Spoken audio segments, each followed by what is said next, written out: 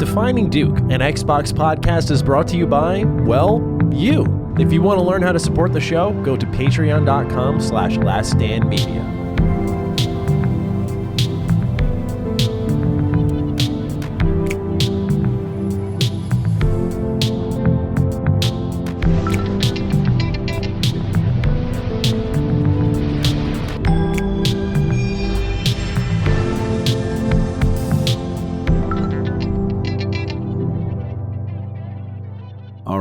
And we are somewhat live. And welcome to Defining Duke, an Xbox podcast. I am your host today, Lord Cognito, and my lovely co-host seems to be somewhere else. For those who don't know, but shout out to Mr. Matty Plays, man. He has something that I don't want to talk about yet on his behalf until he's ready to talk about it, but it's something very cool. And he's like, I need the time. I said, you know what? I got you. It's so many times you've held me down, and this other gentleman has held us down in the realm of Duke. Honorary Duke. Mr. Bradley Ellis, how are we doing? Host of Punching Up, host of Summon Sign. How we doing? Good. I'm doing good. I'm like the fill-in kid for Defining Duke. The Honorary Duke is very funny. I'll take that, though. I like it. And I realize there's a lot of Xbox news this week, and I'm sorry. I know a lot of people want to hear what Maddie's got to say. We're just going to have to wait. I apologize. I am not Maddie, but you'll get his opinions. Fear not, next week. No apologies there, sir. You are like, I consider you like, you're the Swiss Army knife. You know what I mean? Like, you could be in any pocket. That is a good title to have. Doesn't matter. Any conversation, you wouldn't need Nintendo, you need PlayStation, you need Xbox, and you're going to give us unique perspective, man. So I'm excited to actually pick your brain on some stuff. And obviously, we had a lot of news that happened today, a lot of stuff going on. So don't underestimate your unique perspective, sir. We appreciate you at LSM. Wow. Gassing me up. I appreciate that. No doubt, no doubt. Is this the first time it's just been you and me on a show before? Yes. This is our debut. Debut. All right, so, cool. Yeah, this is going to be fun because normally, like, there's always other people, a big group. So this is our first one. So as I said, I get to pick the brain. I get to needle you, mess with you a little bit like I do everyone else. But also get some thoughts, man. I'm excited because it's really some things I want to know how you feel about. And especially also coming from the Summon Sign perspective as well and the Punch-Ups perspective as well. So it'll be cool to kind of see your take on certain things. What's going on in the world of Xbox. Yeah. But yeah, so I'm going to start off with the news and the business. So early access for the show goes live on Thursdays over on patreon.com/laststandmedia and hits free Spotify, Apple, Google Podcasts, and plenty more on Sunday. Furthermore, you can watch the video version on Last Stand Media YouTube channel. So go check that out for the free feeds, But if you want that, exclusive access, you got to get up LSM, hit that Patreon. We got a lot of content for a nice low price. I think it's good value. I don't know. Dude, yeah, we put out a lot of stuff. Yes, a lot of stuff, high value stuff. But we're going to start off with our normal Health is Wealth segment. Let's get right into it, man. So shout out to Mystic Mace who writes us, "Hey Dukes, sorry for the long write-in. It's my first one, so forgive me. Want to shout out how much I love the Health is Wealth section. It's so inspiring to hear about everyone's journey to getting healthy and making time in their life to gain longer.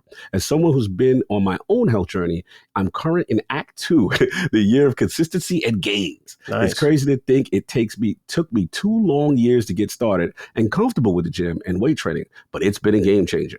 I relate to so many of the write-ins on the struggle to start, and it simply takes time and effort. Like leveling up in an RPG, you got to learn the basics before you start no-hitting bosses. Keep up the great work, and I'm rooting for everyone who writes in on their health journey. Have try to get built like a remastered 4K Gears character type of day. Wow. P.S. Cog is the ultimate gym and game boss. Salute, Mystic Mace. Good dude, man. Actually, Mystic Mace, we used to work together during that times at Meta, so it's good to see his writing for the first time. But what do you feel about Mace's writing, about approaching this? So this pleases me. His whole thing saying how it took him 2 years to get comfortable in the gym, dude. I'm just happy you stuck with it, man. That's the most important thing to do it.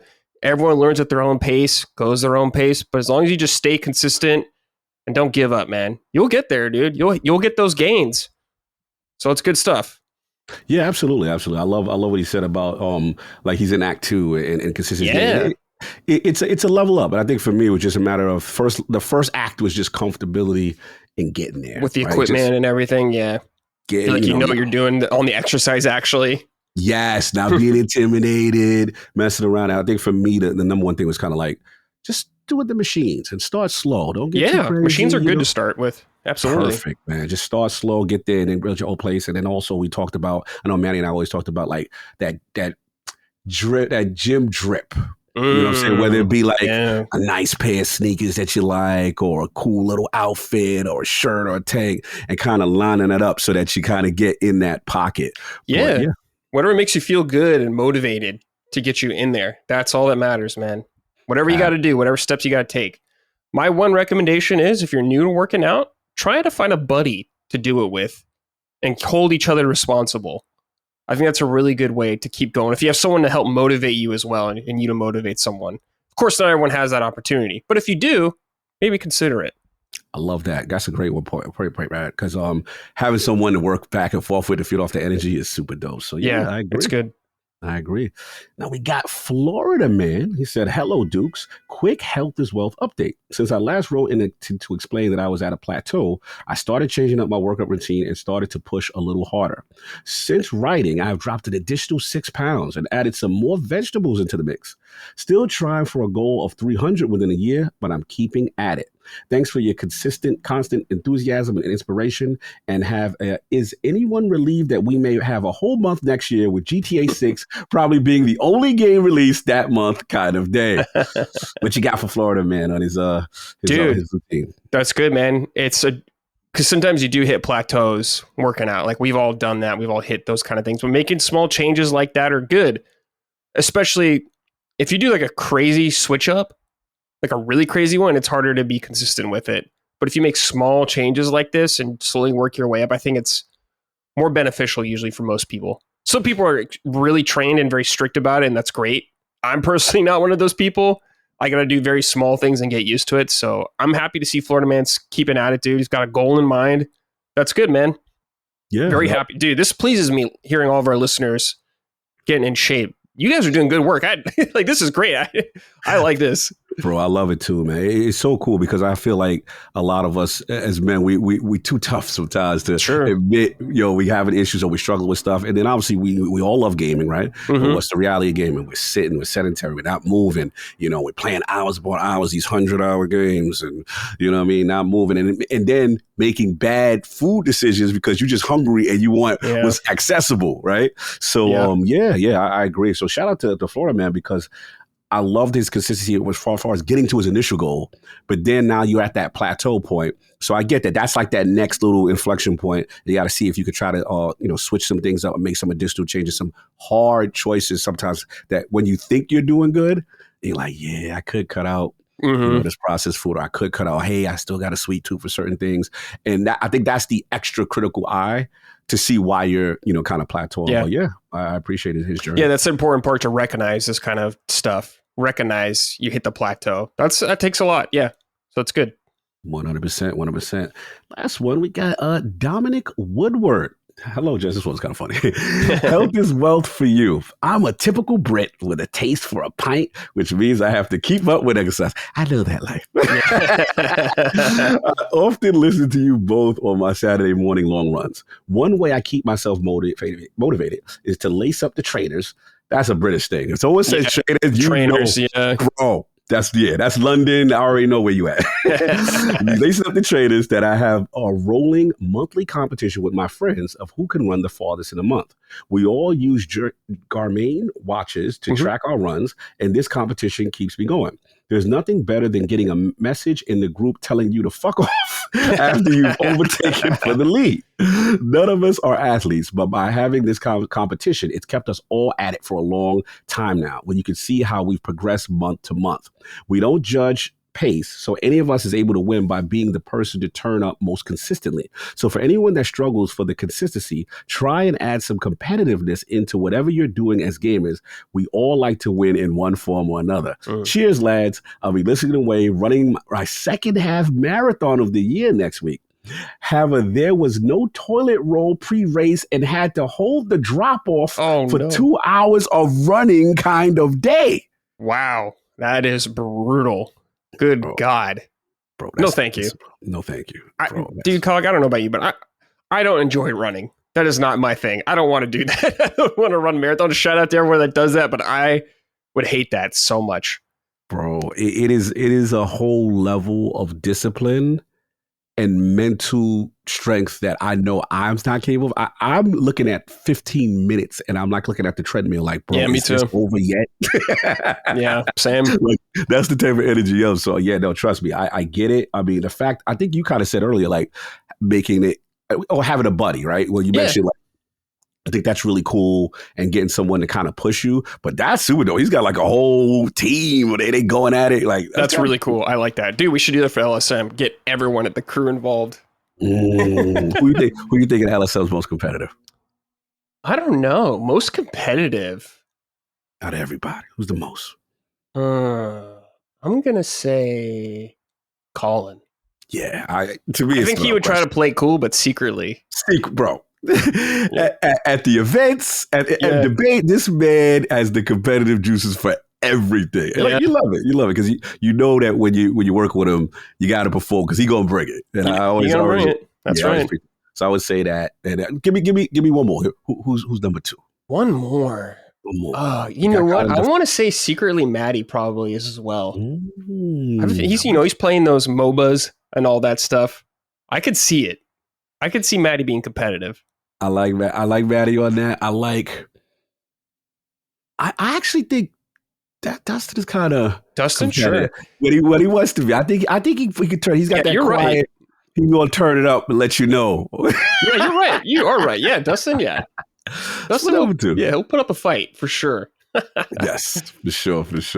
So salute to all the health is wealth write-ins. All right, so we're going to get into some more write-ins, and there's a lot of news bits going on, so we're going to break them down. So start with Kingdom Come Deliverance 2. Shout out to Warhorse. 3 million copies of KCD 2 sold in 3 months.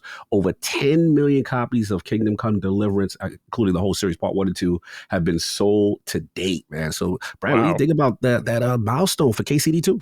Man, that's really great. As someone who played Kingdom Come Deliverance 2 this year, and I never played the first one, man, I'm very happy for them. KCD2 was a very special game. It's really good, man. So, and it's a very hardcore game in a lot of ways. So it's really cool to see a game like this sell so well. I'm really stoked for them. That's awesome. So yeah, shout out Warhorse. Good job, guys. Yeah, shout out Warhorse, man. Yeah, I'm really impressed to see this continued growth from Warhorse. And, we all know like that learning curve in KCD, it could be steep in the onboarding initially, right? For someone who was uninitiated with this whole, eating, sleeping, smelling.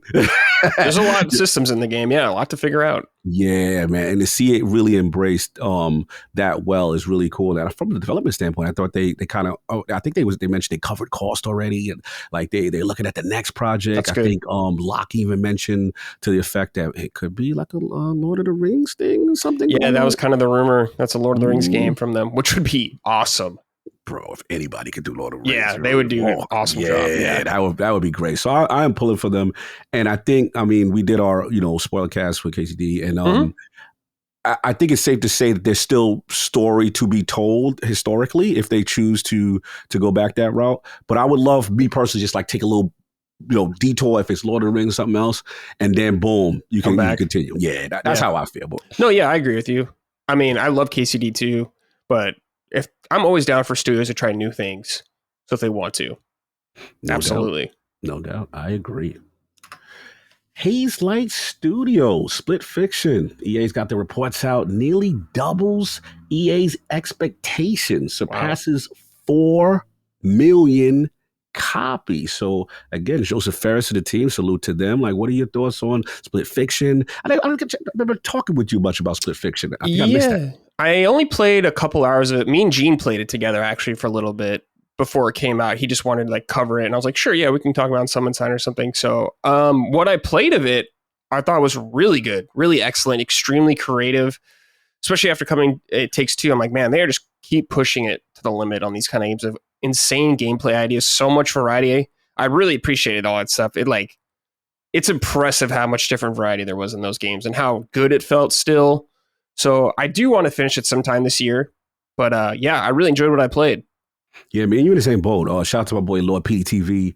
We've been rocking. He's got a stream going on his channel, and he's like, "Hog, you wanna do the stream together?" He said, "I know your schedule's crazy. Maybe we do it weekly." I'm like, "All right, cool." So we did it like every Tuesday on his channel, And I look, coming into the game, I'm like, all right, I know it's Joseph Ferris. I know it's going to be good.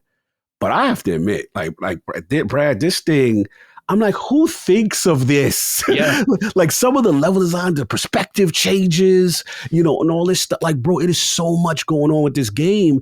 And I'm just like, and I think Alec told me, like, the way his development styles, like he lets his team kind of just go off with ideas. Hey, you got stuff in the pot you want to add? And you could feel it because it's like you could tell the inspirations from all these different style of games, bro. Yeah. It's really insane, man. And I had a ball. I'm like about halfway through, and it was one level where I was the other chick, and I was like Groot. I felt like I was a Groot monster from Big, and then a fairy, and then her, and then the platforming, and it's crazy. Yeah, bro. me and Gene were very impressed when we played it together. We were freaking out. It was really fun. Yeah. It's a really good time if you got a buddy to play with. Did you get to the part with the where they had the hot dog and they had Yes, that was so good. I was like, what is happening? Me and Gene were dying. It was so good. So good. Shout out to them. Shout out to the team. And then also, big kudos, I would say, while wrapping up, is that I still think it's amazing how he was able to get this friend pass thing kind of greenlit at EA. What do you think about that? Yeah, I think it's surprisingly generous, it seems like, coming from EA.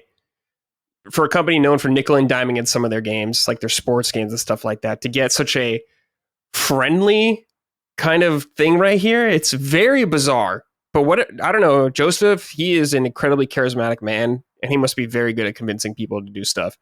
But he can back it up. He walks the walk when he talks the talk, for sure.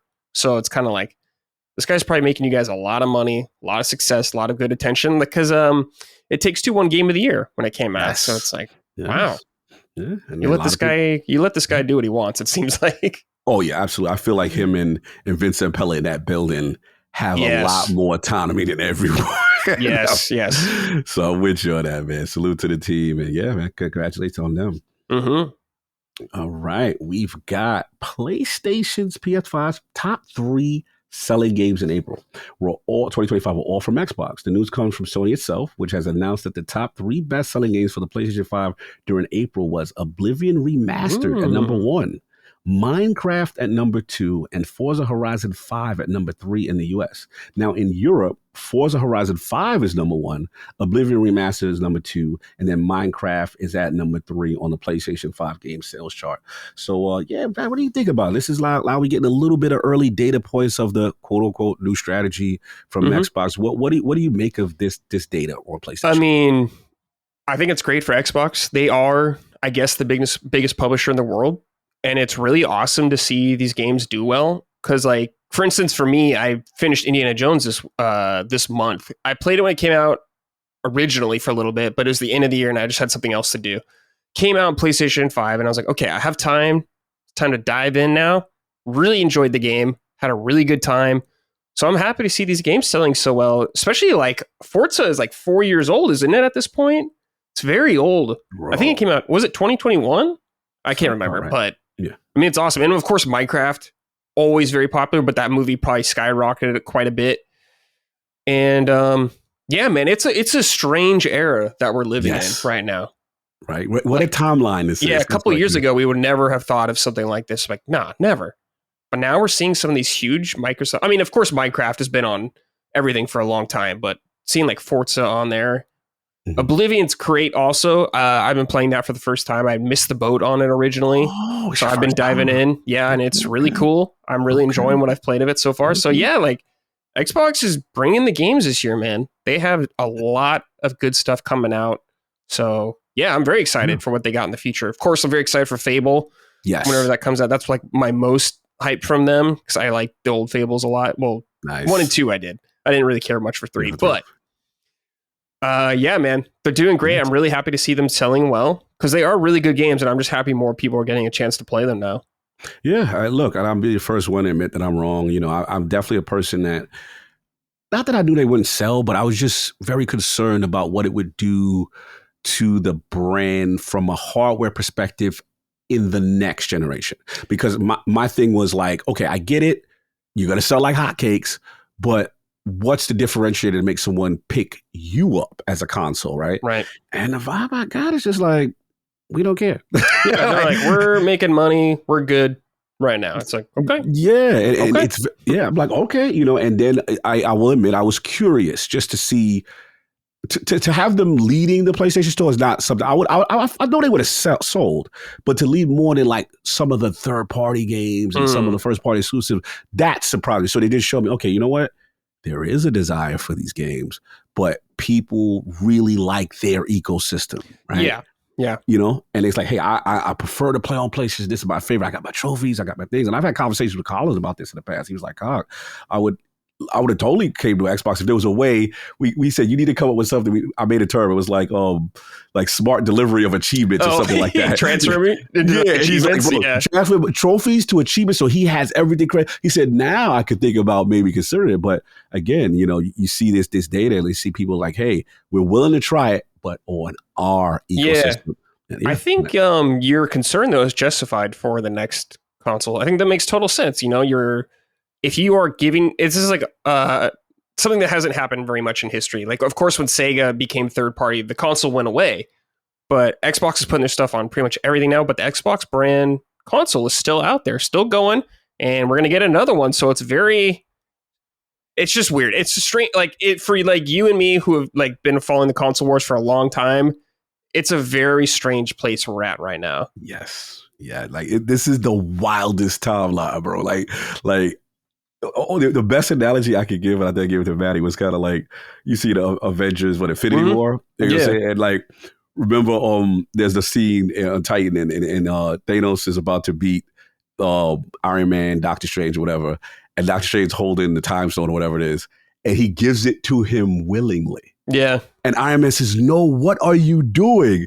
And Strange's words were, this was the only way. That's how I look at like in their minds, that's like analogy, we're not going to survive the conventional way trying to beat everyone in console war.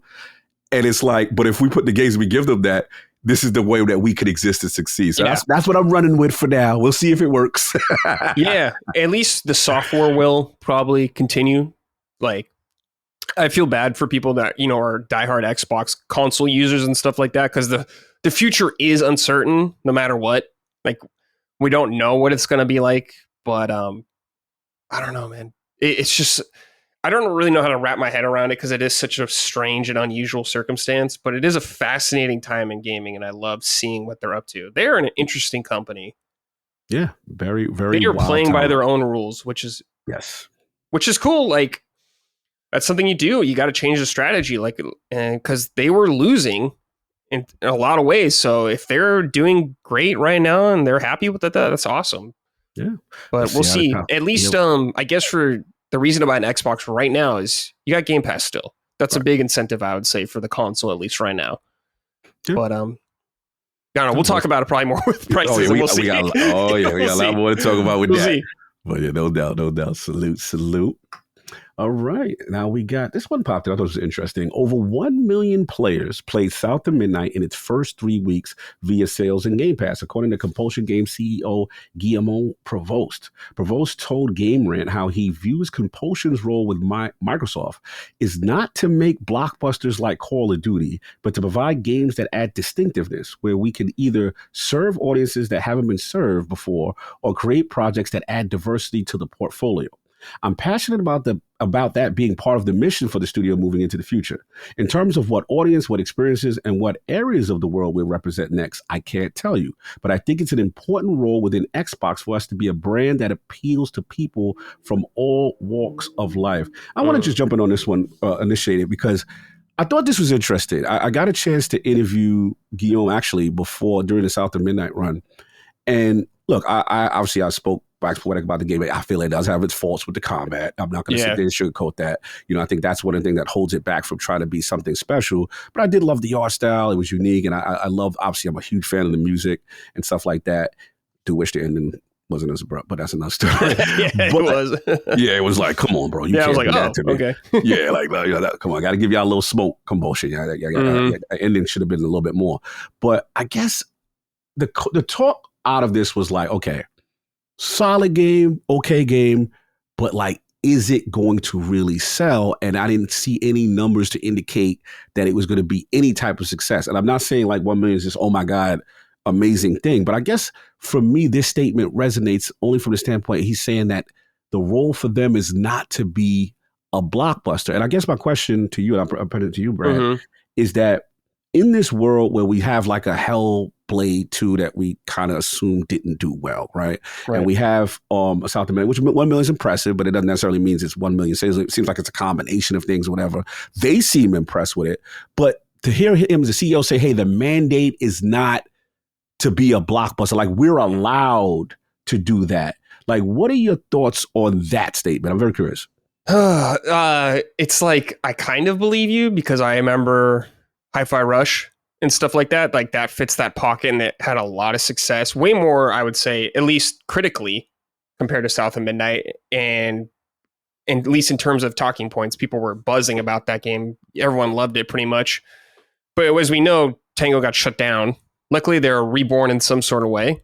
But it's like, yeah, I kind of get that. But it's like, how many more chances like this are you going to get, I suppose? How many more of these do you get? Because how long it took them to make this game, how it delivered, is that player count enough to justify keeping the studio open? I don't know. I love smaller games, and I think it's cool when studios get to do stuff like this. I really am a big fan of that kind of stuff, but we got to think about, this is Microsoft we're talking about here, especially because like with Obsidian Cog, like let's think they had smaller games, they had Pentiment and stuff like that, but they also got some bigger games. They got Avowed, they have Outer Worlds 2 come in like that. So they got a bunch of stuff coming out at least to help the little games come out or sustain them, I should say.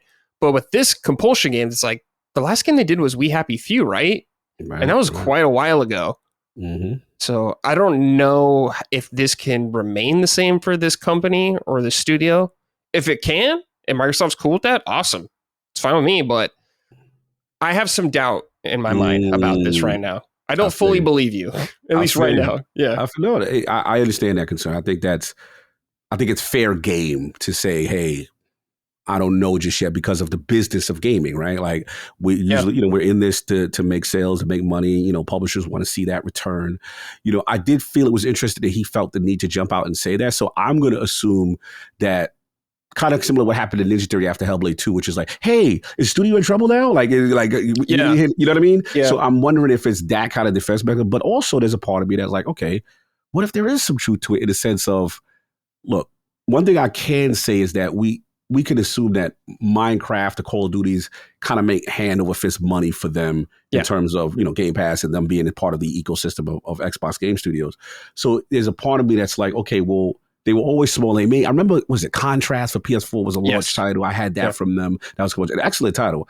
And I always felt they had distinct art styles, very dark, very unique stories that they try to tell. Even We Happy Few was like, hey, take the joy. Remember? Mm-hmm. So they always flirt the line with these very interesting, dark tone kind of thing, which is dope. But like, do they make money? So I guess there's a part of me that's like, if he's saying that, did he get assurances that they'll be okay? Like, it's interesting to me. Now, granted, we can do a Duke next week and be like, Compulsion Games is shut down. I don't want to put that energy out on them, but I do find it interesting that Guillaume said that. So yeah, I'm like you, like kind of, I'm gonna wait and see. I like that he felt the need to jump out of it, but there is a part of me that's like, how much pressure, if maybe not with this, but maybe your next game. Yeah.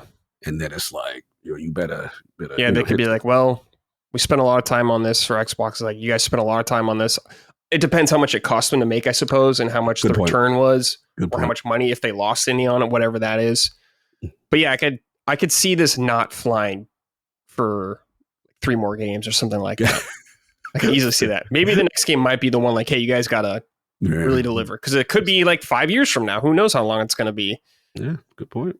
Well, I'm pulling for them. We'll see what happens. Yeah, absolutely. I want them to do well. I always, like you're saying, I like their visual style a lot and the tone of the games. I just think the studio themselves, from a gameplay perspective, aren't always very strong. Yeah, We Happy Few, Contrast, this.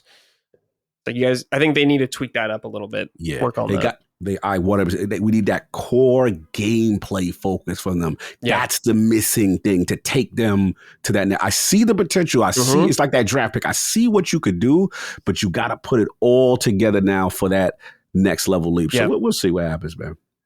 For sure. No doubt. All right. This one is interesting. All right, Claire Obscure. Ooh. How a passion project became 2025's most talked about game. So there's an article out there. Shout out to the cops in the Northern Street. Next to it. They're excited about Claire Yeah. Obscure. But these were the things that go by as the sirens go off. Director, they thought up the idea while bored at Ubisoft. That's really funny. So yeah. that's hilarious, right? The conception was Yeah. that. The lead writer was found on Reddit. That's cool. Yeah.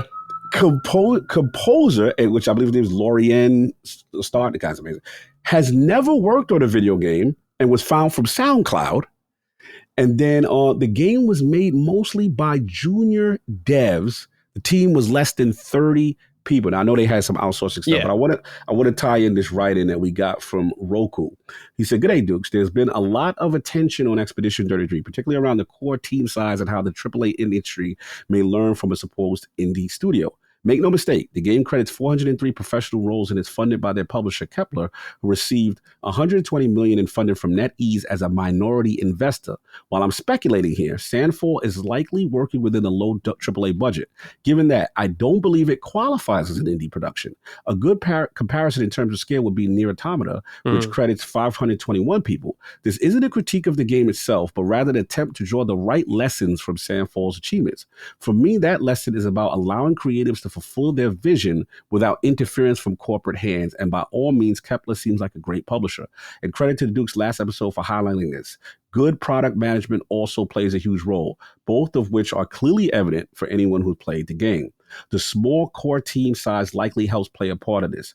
Ultimately, I don't think it's accurate to treat Expedition 33 as an incredible feat from a small indie studio when it's essentially a low-end AAA production. It's an outstanding game, no doubt, but I hope people take the right lessons away from this. Thanks, and shout out to Roku for his extra input on that. But what do you think? Now that we're learning about how the sausage was made, you hearing all these news, like, how does this impress you? Where do you stand on hearing all this stuff about Expedition 33? I mean, yeah, it does impress me right away. For, like we were saying, like the core team, I guess, is like 30 people, but a lot of people worked on the game, which is cool. But it's an impressive thing from a management standpoint, like we were saying. Like, no doubt this game is a very financial success for them. And a team that seemed to really believe in their vision and stick to it through and through has payoffs. And we've talked about this so many times covering games. It's like management is such a huge, important part of building a game. Like, I'm sure if Maddie was here, because he's working on a game, he could probably go on for days about it. He'd let us know. He would let us know. That's the running joke, isn't it? Yeah. So it's really cool to see a success story like this. You love to see people who are very passionate about games succeed, and it's awesome. So I'm very happy for this team. They made a really good game. But yeah, I don't know. It's like, I do think people do treat them as like a small indie studio.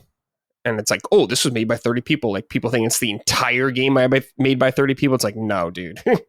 No way. A lot of so many games have contract people working on them, outside people. Like, every company pretty much has this going on right now.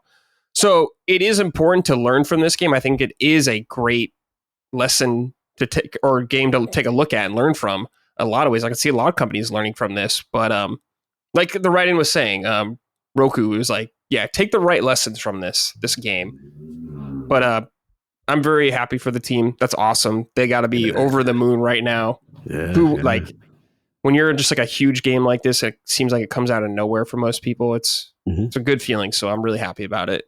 Yeah, no, likewise. Well said. I'm in agreement. I think Roku actually said some points that I also, didn't even realize as well. Well, first of all, shout out to the creative director, because regards to what his recruitment, what I was reading, was so key. Like, everyone he asked was like a first timer, and then he asked them, and they were like, "Yep, we'll do it." And like, so whatever his pitch he's got going on and the way he's selling this product really got a lot of the belief. Now, I will say the majority being a lot of junior developers was very, very surprising to me. I didn't know that. Yeah. Granted, yes, there's outsourcing, there's all this other stuff going on involved, but maybe even that is a lesson to be learned as far as like the way he went about, delegating responsibilities and where to pull from. I cannot believe he just found that musician, the soundtrack from SoundCloud. Yeah, bro. I love that. Finding incredible talent in unconventional ways, maybe how more game studios will go about it. just finding a guy on SoundCloud, finding the writer on Reddit. It's like there's a lot of talented people out there that maybe are not in the spaces you're expecting. So it just goes to show how good of an eye they had for talent, like you were saying, and picking the right people. That's an impressive feat. It's great. And here's the thing. I also read like during the development, the writer, eventually he initially was going to have her in the game. Oh, really? Like as part of, and then they decided like, you know what, it's better. She's like, I'll be a writer. And then they kind of agreed on that happy medium, and then it went forward. So to hear that, and you know, I wax poetic about, you know, the soundtrack and Expedition 33. So the fact that he never worked on a game, and then like, I don't know if you were watching the YouTube, bro, these performances by that chick that singing the main theme is crazy. What? So yeah, this is impressive. And I still think they should be, you know, studied, you know, as far as you know, how to make something. And I think the ultimate point is kind of letting creatives do what they can unimpeded, because I feel like sometimes with the different publisher who may have like different goals, like, hey, we're looking for this kind of engagement and stuff like that. Sometimes that gets into the way of the creative part. So I think that's also a big lesson here. So I should salute to that. Yeah. Man. And I've seen like a lot of people saying like AAA RPG developers should take notice from this team, and like, yeah, you should. But it's like, I think every game developer should take notice from this team and what's going on with this story, because this is a massive success story, and I'm pretty sure this will be a Game of the Year contender, no question. So no question. And they had everything go right for them, because also they were able to get a Game Pass bag. Right? Yeah. We're talking about security, that later. right there. Security, yeah. But and then in this article, Kepler was the one, because of their British contacts. I mean, Kepler's in London or UK. They were able to secure the Ben Stars, who you've had, you know what I'm saying, on Summer, which we got to plug. Let's plug it, man. You killed that. Yeah, killed that. Come on now. Plug it. Yeah, he was on last week, Summon Sign. Ben Starr was on there, who's the voice of, I don't know. It's not really a spoiler. Verso. He's a character. Yeah, he's a character in the game. He's in the game. But and just kind of listening to him talk about how he got involved with the game. He's very passionate about it, and how it was really cool. He was talking about how passionate the developers are, and them giving him instructions on the performances and all that kind of stuff. So yeah, because he's like, if people don't know, he is a huge like Japanese role-playing game fan. He loves those games. Like Final Fantasy 8 particularly for him is like his baby. He loves that game so much. Okay. He's like, these are the kind of games that shaped me. So it's an honor for him to be a part of this game. Of course, he's Clive from Final Fantasy 16 and stuff like that. Of course, bro. that game sold me on his performance at the end of the demo. I was like, oh no, we can't have it end like this. Yeah. I was like, oh, I mean, here you go, PlayStation, right now. That it was immediately copped. Yeah, he's a great voice talent, and he's a really nice dude, awesome guy, very knowledgeable about games. He's a hardcore gamer, plays a lot of cool stuff. Nice. Like I talked to him one time, just like me and him were just hanging out one time, and he was telling me he was playing Golden Idol and stuff like that. And I was like, damn. He's like, I'm playing on Steam Deck right now. I'm like, cool. Take on his flights. Yeah, he knows a lot about games. He's a smart guy. Bro, that's awesome. And I love to hear his passion during that role on a genre that he likes. Because, he killed Verso as well. You know, he definitely did that. He killed that role, man. Oh, my God. He's great. Yeah, he's awesome. But yeah, shout out to Claire. I mean, everyone's shouting out Claire Obscure Expedition 33 right now, because it's the hot item right now. For good reason, though. It's an amazing game. And it's like you're saying, it's on Game Pass. If you're curious about it, perfect way to check it out. Absolutely. No doubt. You know what? I also want to give them a shout out, Cog, because this game is $50. It's not a full price game. It's like, good point. For a $50 game, it's very high quality, very high production value. So yeah, I would agree. That part is even more surprising, you know, that price point. And especially because the fact it's Unreal Engine 5. Yeah.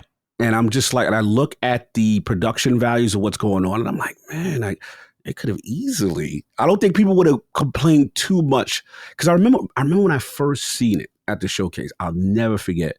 I'm sitting there, I'm watching the Xbox showcase, and I'm like, what's that? Yeah. And at first, I thought it was like a third person over the shoulder standard Sony style game, right? Which still would have been fine. I'd have been like, okay, cool, this looks amazing. But then when it shifted right in the turn, I'm like, oh, they coming for me. It's my heart right here. Oh, they do with turn-based with this level of fidelity. Honestly, we don't see that since like, you know. Like the AAA, like visual kind of thing. I see what you're saying, because it's like we've talked about. There's just so many turn-based games. Turn-based games are still very healthy and alive right now, but maybe people aren't really vibing with the aesthetic or anything like that. Because let's be fair, a lot of it is like kind of more Japanese anime style, which I personally love a lot. But getting people maybe in who are not usually into the genre, getting them in there the door, because I understand those visuals are off-putting for a lot of people. Lockmort, but really, yeah. Oh, Lockmort does not like the anime aesthetic. He is anti-weeb. That's right. We call him so the new thing to coin, Zenard in our Discord coined it. We call him a weeaboo, but spelled O-U-I, like we in French. So that's his title. Yo, I didn't realize that. Damn, but I remember seeing a tweet from him saying like, all right, I'm going to give Metaphor one of them games a shot. He gives them a chance, but he doesn't finish them. Oh, he drops them. Yeah, he used to be a big like Final Fantasy fan back in the day, but so he got lost along the way, I guess, somewhere. We lost him. We lost him to KCD. We lost him. Ultra hyper realism. Yeah, and then he's Stalker. I see that's his wheelhouse. Yeah, he loves that kind of stuff. I got his pocket. I see. At least a boy is making strides. Yeah, he's making strides. If this getting people to try turn-based games, I'm cool with it. I love turn-based games, but I'm not one of those people who are. There's a lot of dialogue going on right now, like should Final Fantasy 17 be turn-based? And I'm kind of in the camp of if they want it to be turn-based, sure, I'm cool with that. If they don't, sure, I'm pretty open to these studios and teams doing whatever they want, because they gave me Final Fantasy 7 Rebirth combat, and I love that's like some of my favorite combat ever. I know how you go hard for that one. Yeah, that's good stuff. So we'll see. All right. No doubt. But shout out turn-based games. We love them. Yes, sir. All right, we are going to get into what we're playing. So I'm looking over the list, Brad. Yeah. We do share one, so I think you should set it off first, so I could kind of add on to what you're playing. So what's this game you playing? Yeah, it's this little unknown game called Clair Obscure Expedition 33. I don't think anyone's heard of it though. Nah, nobody know about that. But yeah, I'm actually kind of the furthest back from most of the crew of the LSM. Everyone's finished this game, and I have not finished it yet. Very rare. You beat everything so fast. Yeah. I know you got other things going on because you beat things. I'm the last one. It depends. Yeah. Like right now, I'm just kind of taking my time with the game. I'm not really worried about. It's not like when Rebirth came out where I was like, no one better spoil anything for me. I am terrified. But Final Fantasy 7's like my favorite thing, pretty much. So I was in that. But Expedition 33 is just really, really good game. I'm really enjoying it so far. I'm very far in the game from what I've talked to people about right now. I've been very impressed with the combat. We've talked about this a lot. We've gushed about the combat in this game. It's excellent. I think it's such a good evolution of turn-based, putting their own spin on it, learning from past things, but like putting the dodge and the parry mechanic in there, the jump stuff. I love all that reactionary. I'm a Souls guy. I love all that reactionary combat. So putting it into a genre and putting a little spin on it, I'm a big fan. The old school Super Mario RPG, the button presses for attacks, Sea of Stars, stuff like that. Always good. So I love to see it. I love all the build variety. I think it's super fun. We talk about like the Pictos, doing our own builds and like how we're laying out our characters. Super cool. I love all the characters have their own little gameplay hook. Give me some Pictos. Give me some Pictos. Give me some flows. Give me so some right now, dude, with Pictos, like one of my most powerful characters, they can attack like multiple times in one turn, like three times, I think. Base or just like the base? Okay, so it's like a base. Then I can do one free base, and I can do whatever I want, essentially like that. And I have lifesteal, but I also have it so I get double healing back from lifesteal. So I'm getting my entire life back in like one turn, I think, like that every time. And this character uses, or Versa just uses like this like skill rank up system. The higher rank you get, the more damage he does. Oh yeah. And so I can build up that meter very fast and get him into S rank. So I'm just like crushing some of these dudes. It feels really good. And yeah, we talked about it a lot in Summon Sign over the past weeks, but it's been delightful, for me growing up playing Japanese role-playing games, seeing the world map again. It's cool. It's very nostalgic, and I do like it a lot. I think it's awesome. I have some qualms with the game in the sense of it's just kind of like the lack of polished things, like the movement and some of that stuff. Some of the visuals at times I think are a little off some of it, but it nails so much of what it's important to nail, which is right. It's like reminds me of From Software in a lot of ways, Cogs, in the sense like you look at a game like a From Software NPC, and for years they just didn't even move their mouth when they talk to you. It's like they are missing some things that you would see from other AAA publishers nail, but it's like a lot of it doesn't necessarily matter in the long run of the game. It sure can help you bring it in. It depends on the game. Like Last of Us, you want like those hyper realistic visuals and facial animations like that. But for here, it doesn't really matter because it doesn't ruin the fun. There's a couple mini games I feel like that kind of suffer from the controls of the game. There's like a volleyball mini game, and I'm like, oh, it just doesn't feel good to move the character around a lot. The platforming one. Did you do that one yet? There's some platforming things. Yeah. I appreciate it. I love the goofy ideas like that. I love that there's stuff in the game like that. I think that's really fun. I just think it's lacking a little polish there, and it could use a little bit more. The story, it's all going to depend how the game lands for me at the end of the story, because the story is, of course, a huge focus of the game. So I'm very keen to see how everything wraps up, and I hope I love it. But it's an excellent game. We've all recommended it a lot.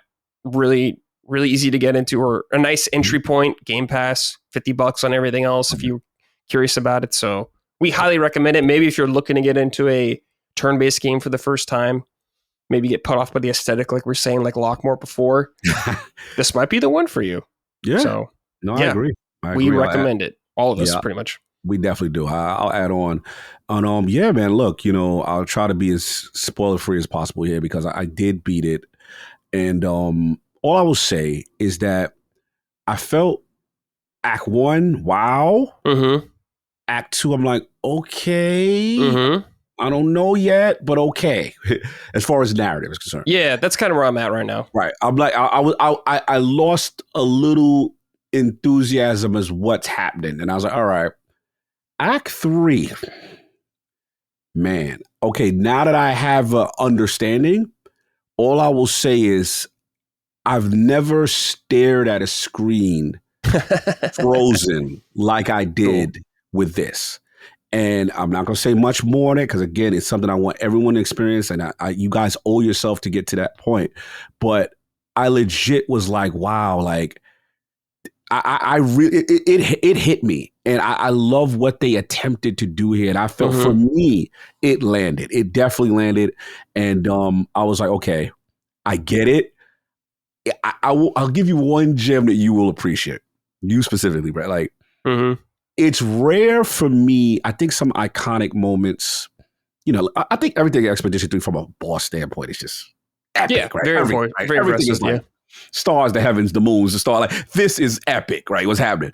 But there's one particular thing that you are going to appreciate as a Final Fantasy fan that I've never seen, like that level of wow. Okay. All right. I see what we're doing here. And I was like, okay, you could tell, you could see certain inspirations kind of thing. I feel they left the door open for obviously another story. We'll see what happens there. But man, what a ride. What a ride.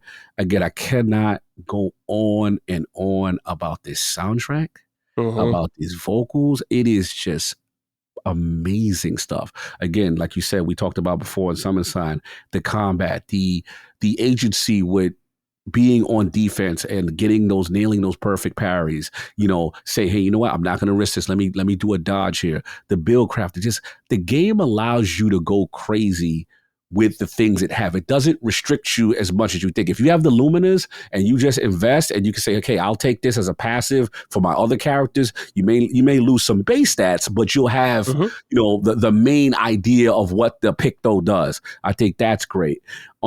The only nitpicks I really have, if I have to be really critical, is that I still can't stand the fact that they don't have any form of a mini map on any level like that. Yeah, I think they could use a mini map because some of like the dungeons or areas are very easy to get confused where you're going. That's a big criticism, I guess, of the game for me is like going through environments and dungeons. There's not a lot of variety, I should say. Visually, there's variety, but gameplay, not so much. Agreed. I will say that. And this is one other nitpick. I mentioned the relationship stuff. Yeah. I still feel is tacked on. I feel like, I understand the levity of the situation that, hey, we have to do something. We have this goal, the paintress, all this. I get that. You know what I'm saying? But it's one of those things where I'm just like, I just don't like the fact that I could kind of talk to everybody and advance everybody in one campfire as if no one else is not watching what we doing. Like, it'd be like, yeah, he goes off to the side to talk to blah, blah, blah, whatever. I'm like, yeah, but they're right there. It's not like metaphor or whatever where you make a conscious choice to spend time with someone, I guess, at that moment. Right. And at that moment, the game moves forward a little bit and you got to pick and choose based on the opportunities and the limited time you have. And I kind of like the way that is kind of done. You know, so again, not that it was terrible, but I just felt like it was something that was not really as fleshed out as everything else, you know, kind of in the game. But I can't wait till you get, you know, to the end because I'm dying to hear what you see if the plane lands for you. And then obviously, you know, we talked to Hogan. He has some thoughts, you know, very passionate. He's very passionate on something. And let me tell you, LSM fan, this man is in that Discord ready to go. He's ready to go. Yeah, he's ready because I can tell like he been fighting the smoke on Twitter for some of his things. But make no mistake, Hogan loves the game, but he has certain issues that he wants to get through. But for me, man, grown man tier, brother, grown man tier was shed, and I don't have much else to say, but can't wait to talk about it. I know we plan on doing something here at LSM when everyone's ready, so that should be very interesting. Anything else you got to say on Expedition 33? No, I've just been enjoying my time with it. I'm going at my own pace, which has been nice. I don't miss that in the review grind for some games. I remember doing that for reviews and having to like do big sessions, so it's been nice to be able to just play when I want to play, stop when I want to stop. It's been good. Bro. But really great game. I had to know life destroy. I had so much going on, bro. Like, I was just like, okay, it is what it is. But I will say, like, I was on the edge of my seat so many times that the adrenaline had me up. And again, just shout out to them from just a pure French game perspective. This game exudes France. Yeah, it's very French. So cool. But that's what I got, man. So we will see what else we got going from Expedition 33 and what other future things I got planned on going on right there. But I'll jump in next unless you got something. No, I've just been pretty much all week. It's just been that from what I've been playing. Cool. So for me, it's been interesting because I got a game. Obviously, I can't really get into depth, which I'll play Dark Ages. Yeah, but I can't talk about that just yet. But just soon. All right. More information on that from me. But I want to give a shout out to one of my old loves, one of my old flames. Oh. Destiny 2 had a stream this week. I heard about this, and someone told me this, and I was like, huh?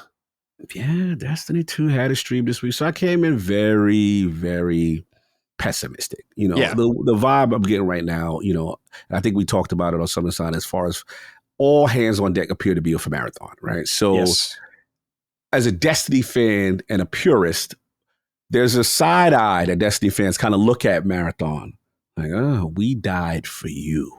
Yeah. And you ain't even that impressive. Like, that's the energy right now, right? So to be real with you, like, we knew that expansion stuff was coming, but it just felt overall like, okay, this is going to bleed out. The player base is dying. That all the attention is going to be on the new toy, and we're just going to ride off into the sunset. I just looked at it as if when I stopped playing, like, hey, Final Shape, that was my Avengers Endgame. That wrapped up the saga. It's over. But I have to admit, I watched this, a Year of Prophecy stream that they announced with 2 expansions that's coming out. One is The Edge of Fate, and the other one is Renegades. And now Edge of Fate kind of takes a storyline that a lot of Destiny fans have been curious about. It's called The Nine. And they've always been in the background. They've always been, they have a vendor called Zur. He's a emissary. Oh, him. Yeah, I remember him. Yeah, he's an emissary of the Nine. So they've always been this mysterious faction that seem very powerful. They don't really get involved with much. But they never really been addressed, you know, say outside of the Zur character, and then there's no story, no exposition. And there was one season they did something, and they had a character, I forget her name now, but she's like a direct reporter for the Nine, right? And she came through one expansion, and it was pretty interesting, but they never touched on it again. It was like a one and done kind of a season. And now you see this person return, and she's breaking from the shackles of working for the Nine, and now is helping the Guardian, which I thought was an interesting thing. So, Look, story seems cool, mysterious, weird, vibey. I'm liking the whole thing, but there was something else that happened, bro. Something else that really got Destiny fans going. Okay, first was quality of life all the things we've been asking, streamlining the onboard, solo play, people who don't care about all this other stuff. They just want to get in and be rewarded, exactly like, for the most part, like how a Pinnacle activity would be. And then they said some PvP modes and some stuff for the PvP community. We're like, okay. And then they talked about it something else. And this is the one that blew me away. So it's called Destiny 2 Renegades. Now, Brad, they showed this trailer looking like they somewhere in the Star Wars Mandalorian universe. I'm seeing lightsabers and capes. I'm like, now granted, they've done cosmetic collabos with different companies before. So at first I'm like, okay, they're like, no, this is an expansion that is Star Wars. Now, there's some talk. Some people are like, oh, well, is it a canon story? They're not going that far. But this is more than just, hey, guys, here's some skins. Here's Darth Vader. Play as Darth Vader. And like this is, and they literally said on the street, like, hey, Destiny has always been inspired by Star Wars. And you see the Lucasfilms Games account retweet. So we like, yo, what is going on? So the real hype is the immediate thing is, yes, it's Edge of Fate, which is July, 15th. But this Renegades expansion is interesting. My thoughts is this. Commend to them for continuing to work on Destiny number 1. Right. But this feels like, yo, what do we got to do to get the player base back? What's the most popular thing in gaming? as the fire trucks agree. Yeah. What's the hottest thing? Break the fire alarm. Call up Luke. This is just my theory. I feel Sony looking at them like, look, man, y'all been a lemon since y'all got here. We got to do something to revitalize, because Marathon, that's one thing, but we need to revitalize your core. Let's see if we can strike a deal with Lucasfilms. And they've been flirting, and now we got it. We got an expansion that is Star Wars. So let me ask you this. How crazy would it be? Or how realistic? Give me a ranking, like, COG, you need to chill, relax. It's probably just whatever. Or, yo, you think there could be a situation like in Jedi Survivor where you fight or you see a character in the universe? Because that's the argument right now with Destiny fans. Yeah. Like, I think I think you could easily, they could throw in a Star Wars character you'll fight in that game. Like, who else are you going to fight? If you're going that far and doing, like, you're putting Darth Vader in Destiny, like, as a skin and everything, like, you might as well just go the extra mile. I mean, it's interesting, right? I want to find this tweet from, shout out to my man, Destiny Bulletin. He's always on top of the news in reference to it. So, all right. So this is Destiny Tracker. It says, and he's got a tweet from Rob. Let me send you the link. I think it's Rob Prismatic, who's also on top of a lot of things. Let me send it to you in the Discord right there. So check this out. He goes, Bungie says the content in Renegades is in canon for the Destiny universe. Okay. The team is leaning into the aesthetic, tone, and vibe of Star Wars to tell a Destiny story with Destiny characters. So some guys are like, see, they flirted with us, and bro, it ain't really Star Wars. But other guys are like, nah, they wouldn't flirt to this extent. There's got to be some crossover on some level. So I don't know. What do you get from that statement? I think they are going to tell a Destiny story, but there ain't no way you're putting Darth Maul's speeder in here, Kylo Ren's TIE fighter. You're not putting these recognizable things in this game and being like, yeah, we're not going to have any characters in there. It's like, what are you talking about? Of course someone's going to, like, there's going to be stormtroopers or something like that you're going to be shooting. Okay. There's going to be some of that. Of course, it's going to involve the Destiny characters. They're going to be intertwined in some way, but there's going to be some Star Wars stuff. It's not going to be pure wallpaper, I should say. You're giving me hope, Brad. You're giving me hope. I might get something like that. That would be crazy. Yeah. Well, in this picture, it has the stuff right here. It has Darth Maul's speeder and Kylo Ren's ship, and like a probe droid. So yeah, they're going to be doing some of it. That's pretty cool, dude. Yeah. And one thing we know for sure is one of the biggest fandoms in all of pop culture is Star Wars. This is Star Wars is big. And what I was trying to tell my Destiny guys is, regardless of whatever direction they go, I do feel it's the break glass in case of an emergency situation, because Star Wars fans will support. If something is good, I feel they'll support. So we'll see. Hopefully they can knock it out. That's to be the later experience. I think that's the one that everyone's kind of getting, more hype about. But I was just going to ask a final question for you in reference to this. I know you're not a Destiny guy like that, but what would it take you to give a Destiny expansion or something to try? I Or don't do you need to know. wait for like a Well, Destiny 3 or something? yeah, I played Destiny 1 when it came out. I played 2 when it came out. And I played, I think, like an expansion or two of 2. I'm like, these are good, but there's only so much room in my life for live service games kind of like this. I think this is an interesting idea. Honestly, I thought Destiny 2 is pretty much over after last expansion, it seemed like. But they're keeping it going, so it could be cool. You know, it depends if like some of my friends play it, I guess. If Dustin's like, hey, we're all gonna play Destiny or something like that, I'm like, all right, we'll try it out or something like that. That's right. Dustin was a regular. He left the life. Yeah. And Jimmy also Jimmy, too. yeah. Like, have you seen these pictures of the Star Wars stuff, like the armor sets they were talking about? All right. Yes, those are available now. Is that right now? Okay. Those are immediate. So like if you pre-order, I believe, what is it, the prophecy stuff, you get that, and you get like an exotic weapon that was a classic one from D1 that they brought back. Okay. So they're pulling out all the stops to get people to get going. And there's some content right now that's kind of going to lead into the next expansion, the story beat. But yeah, those cosmetics are available now. Yeah. Yeah, I mean, it's like, sure, yeah, if Star Wars is a big inspiration on them. I mean, Fortnite keeps going back to the Star Wars world, so it must be working to some extent. So, sure, yeah, why not? I could easily see hardcore Destiny fans being very put off by this. But as someone who's extremely casual with the series like me, I'm like, oh, yeah, that's fine. I don't really care. But I'm not knee-deep invested in it. Like, you know, I'm going to be really curious to see what, like, the lore people think about this.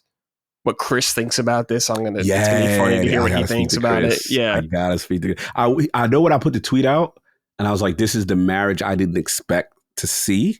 Yeah. And he liked that tweet. So I know he watched. Okay. I know he see what's going on, but I gotta talk to the homie. I gotta talk to the regular to see where he's at too. I'm very curious because I think, like you said, most of the hardcore kind of stopped after Final Shape. You know, and I will say this, the last thing I forgot to mention. The thing that gives me hope about it is this.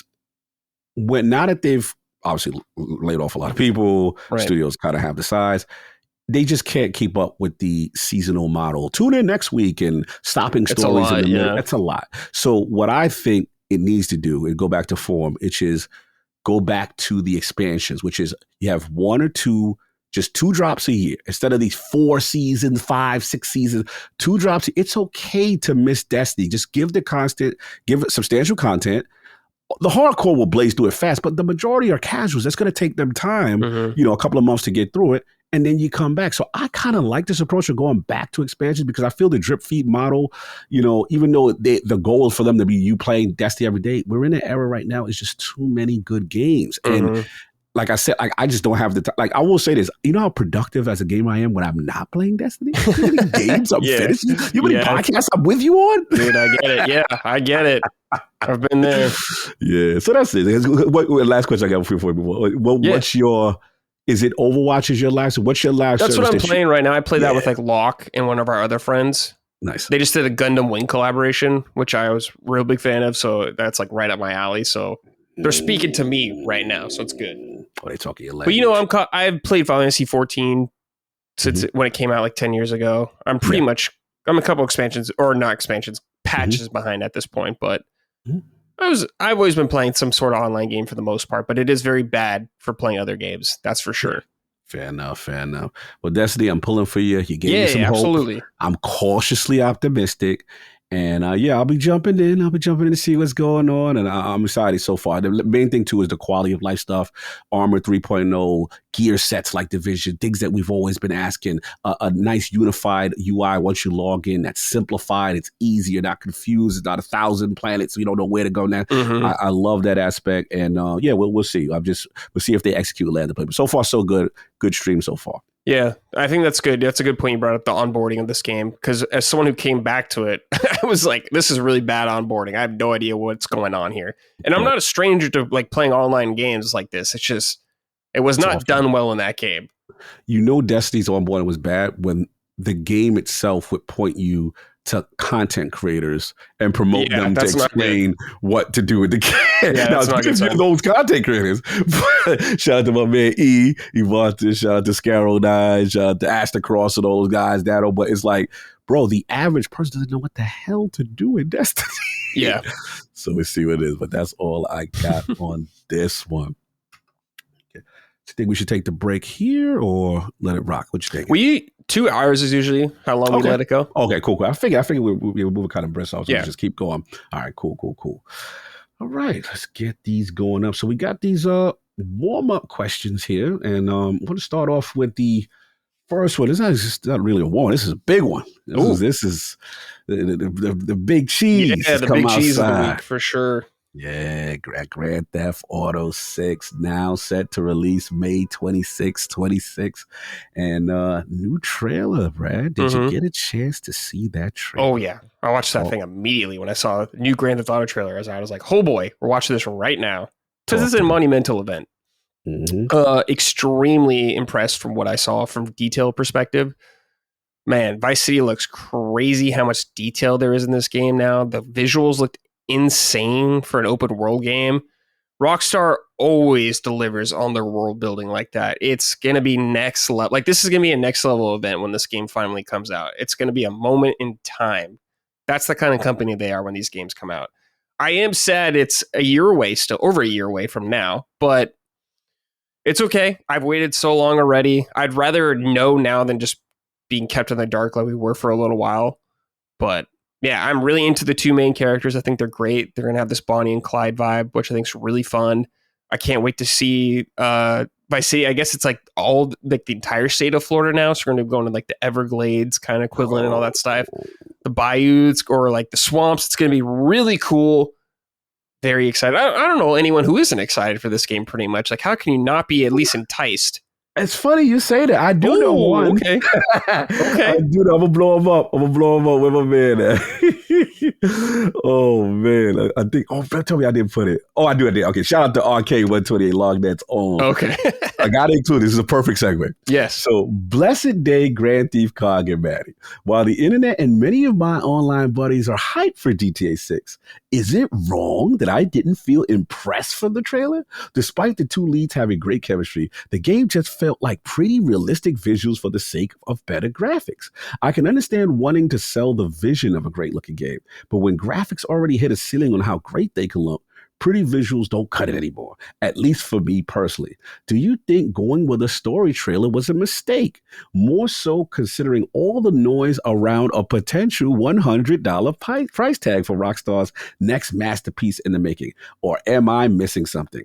All my friends are hyped for GTA 6 and I'm more excited about Switch 2 kind of day. Well, the Switch 2 is right around the corner, so that helps definitely a lot. When GTA is like weeks away, people are going to be losing their mind. Like, you guys remember people coming up on Jeff Keighley's stage and asking about Grand Theft Auto 6. It's like an insane cultural phenomenon moment like this. This part about like the visuals are interesting to me because I feel like I've heard this argument since the PS4 generation about visuals. They're good enough already, but they keep getting better and people keep eating it up. And I think this game is going to be such a high level, not just on like a visual standpoint, but about like the subtle things in the world. Everything that looks about the way your character moves, how they interact with people like that. You seen them hips, bro? Yeah, exactly. Stuff like that. We're going to be seeing stuff. Hips when hips move like this guy's from hip anime. Yeah, if you know what I mean. It's going to be very impressive. Like, this is going to be like the most AAA game of all time. It's going to be an insane moment. Like, nothing is going to get on GTA 6 levels except Rockstar games. So yeah, I think it's easy to be dismissive of right now, but I think when it's actually in players' hands, like, it is a story trailer, and Rockstar does story trailers a lot for most of their things. But I think once we start digging into the narrative more so, like he was saying, he's already into the new protagonists, and like we barely know anything about them. It's going to be a lot of it. The game is going to be about the writing. So we'll see how that's going to be a big factor of it. But I think when we're actually out in the world and kind of seeing it, how, like I was saying, you interact with everything, we're going to be like, whoa, this is crazy detail. And not to mention, we haven't seen anything on GTA Online yet. Oh, bro, that forgot about that. That's like a whole second game anyway. That's like that is actually like the main event for most things. The campaign is like an appetizer for most GTA things nowadays. So, well said. I mean, it's cool to be like not really interested in it. That's fine, but we still got a long way to go for this game. They got a lot to show still, I think. Yeah. Absolutely. No, look, and shout out to the homie Arcade. I had to throw this because I wanted to give a contrarian, Yeah, opinion, absolutely. Because the most part, LSM fan was gushing. I was like, all right, who don't like it? So it was salute. I think it's good to throw that in there. Yeah.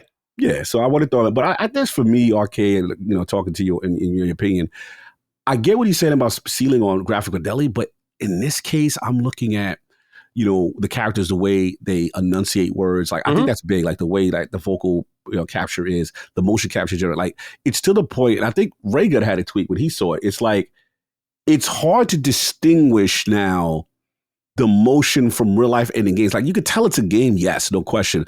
But the level of detail and immersion that they have and all the systems that are going on. Because remember, GTA is such an amount of a living, breathing system with routines and characters going from place to place, and then you're messing around in this sandbox. So that's the part that's amazing. And the last thing for me is why I always give Rockstar credit. They're bold.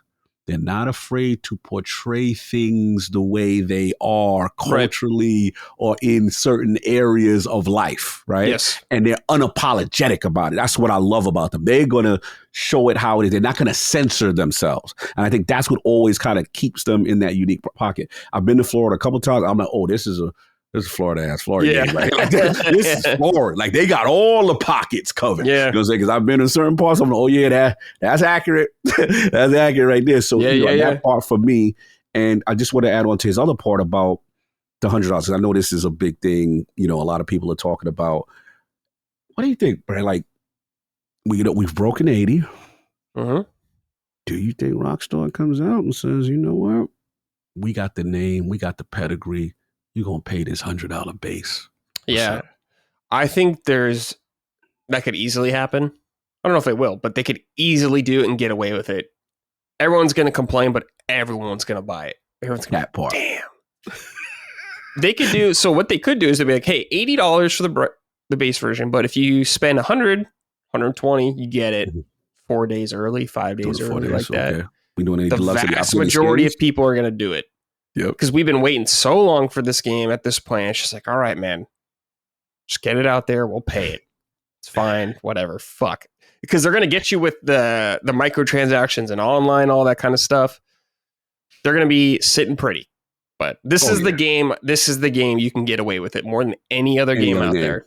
Yeah. And I agree. I saw a message from Piscatella. I think he had I won't call it a debate, but it was him and Jason Schreier kind of having a difference in opinion. Schreier was just like, look, this $80 game thing, development costs is getting out of control. The industry, is not going to be able to, I don't want to misquote him, but he was definitely against it, kind of thing. And I get it from a consumer. I'm not disagreeing with the fact that no one wants to say yes. I really want to pay more money. Yeah, I get that more money. Yeah, right. But we understand the business. We understand rising costs. But what Matt Piscatella said that I thought was very interesting was that we're already doing that now with like you said, like the 4 or 5 day access early, the stuff like these premium price points. And he made another point, which is like, I look at the Mario Kart example.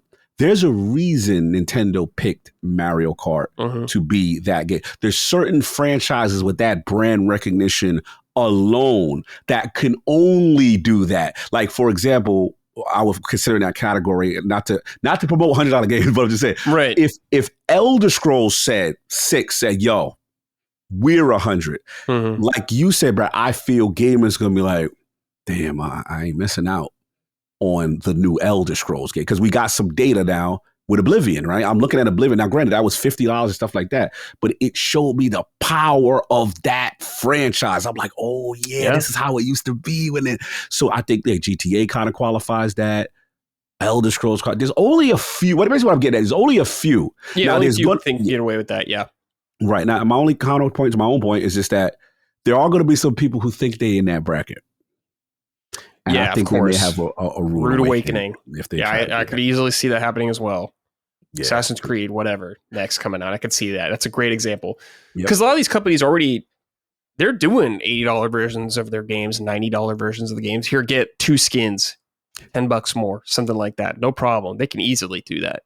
Facts. So, I mean, like, Forza on PS5, didn't it have like a $90 or $100 version as well, or something like that? Bro, the 129 version was the most pre-ordered version on the people are eating PlayStation that Store. up. The base one, the cheapest one, was the lowest. It was like fifth, and it was in terms of deluxe versions, the top to the. I was shocked by that data point. Yeah, well, I mean, when you see these people, the NBA games, the sports games, they're doing they're paying for the other stuff, their microtransaction in this game. Bro, some people only buy 1 or 2 games a year, but they invest in that game big time. Can I? You're on fire right now. Let me tell you, I'm gonna blow up one of my cousins. Shout out to my boy Back Magic, South Bronx in the building. It's my cousin. Fun story. This is my guy. We were best friends as kids, and it was super dope for him. His uncle married my aunt, and then we became cousins. That's funny. Crazy story. So this is my guy, right? So salute him. I'll put your business out, Black Magic. You do this every year. 2K comes out.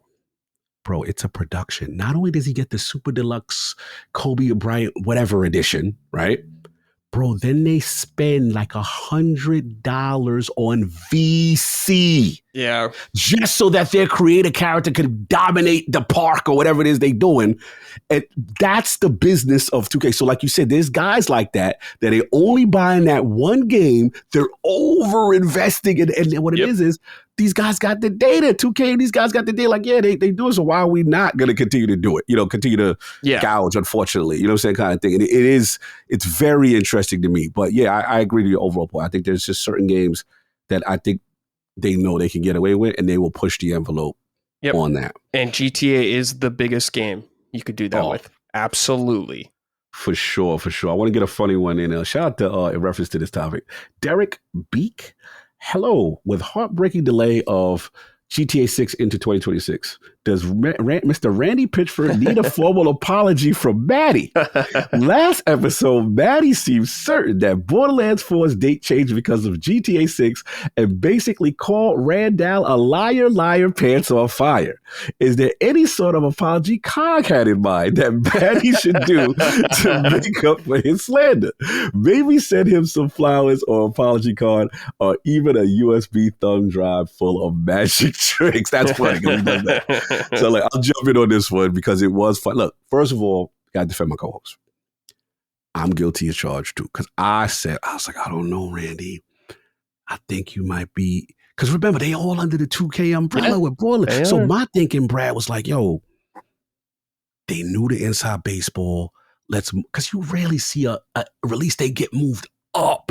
Yeah. So I assumed, okay, you must know internally that it's going to come October. You want to give yourself more of a moment, more of a zeitgeist spread, and you get the chance to move from Marathon. Not that Marathon was this big threat, but at least you're not on the same day, right? So I'm like, all right, cool. But then we see this, and to Derek's point, don't seem to be nothing to do. It don't seem like necessarily a lie all the way now. So I'm going to eat this one, Derek, for Matt. I'm going to take the bullet for Maddie. We were both wrong. He was extra though. He was extra. He was extra. He's cocky about it. Yeah. He was like, get out of here, man. I ain't go that far. So apologize for boy and that. He was joking. But all jokes aside, I got to take the bullet because I did kind of agree with his thing. What do you think about this whole thing now that the smoke has settled and we know what GTA's launching? Yeah, man. I mean, I was kind of in the same boat as you guys. Like, I was like, oh yeah, it's because GTA's coming. It's like from what the information, from what we had, it made sense. It's like, okay, GTA is coming out this year. They're moving the date. GTA is going to come around here. And that's probably what everyone in the industry was thinking. But of course, Randy knew. Randy had the inside scoop. He knew. And he had the scoop, man. And he made Maddie look like a fool. He definitely stuck it to Maddie. Yeah. Man, he tried to defend you, brother. He came for it. He ain't like the slander, man. He didn't popped like off. No doubt. We got one more on GTA because it's the biggest thing in game. Yeah. Now. Shout out to the homie Astro Parrot King. Hello, throat coders. Dude, I'm getting that in my shows now. People are writing in about this. Like, I'm punching up. People are writing throat coders and stuff like that too.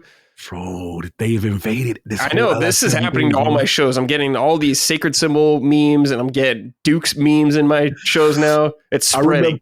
We got F the chicken from Choke the Chicken or whatever from the Sacred Boys, and we was like, okay, so throat coat now is spreading around LSFL. Throat coat spreading, yeah.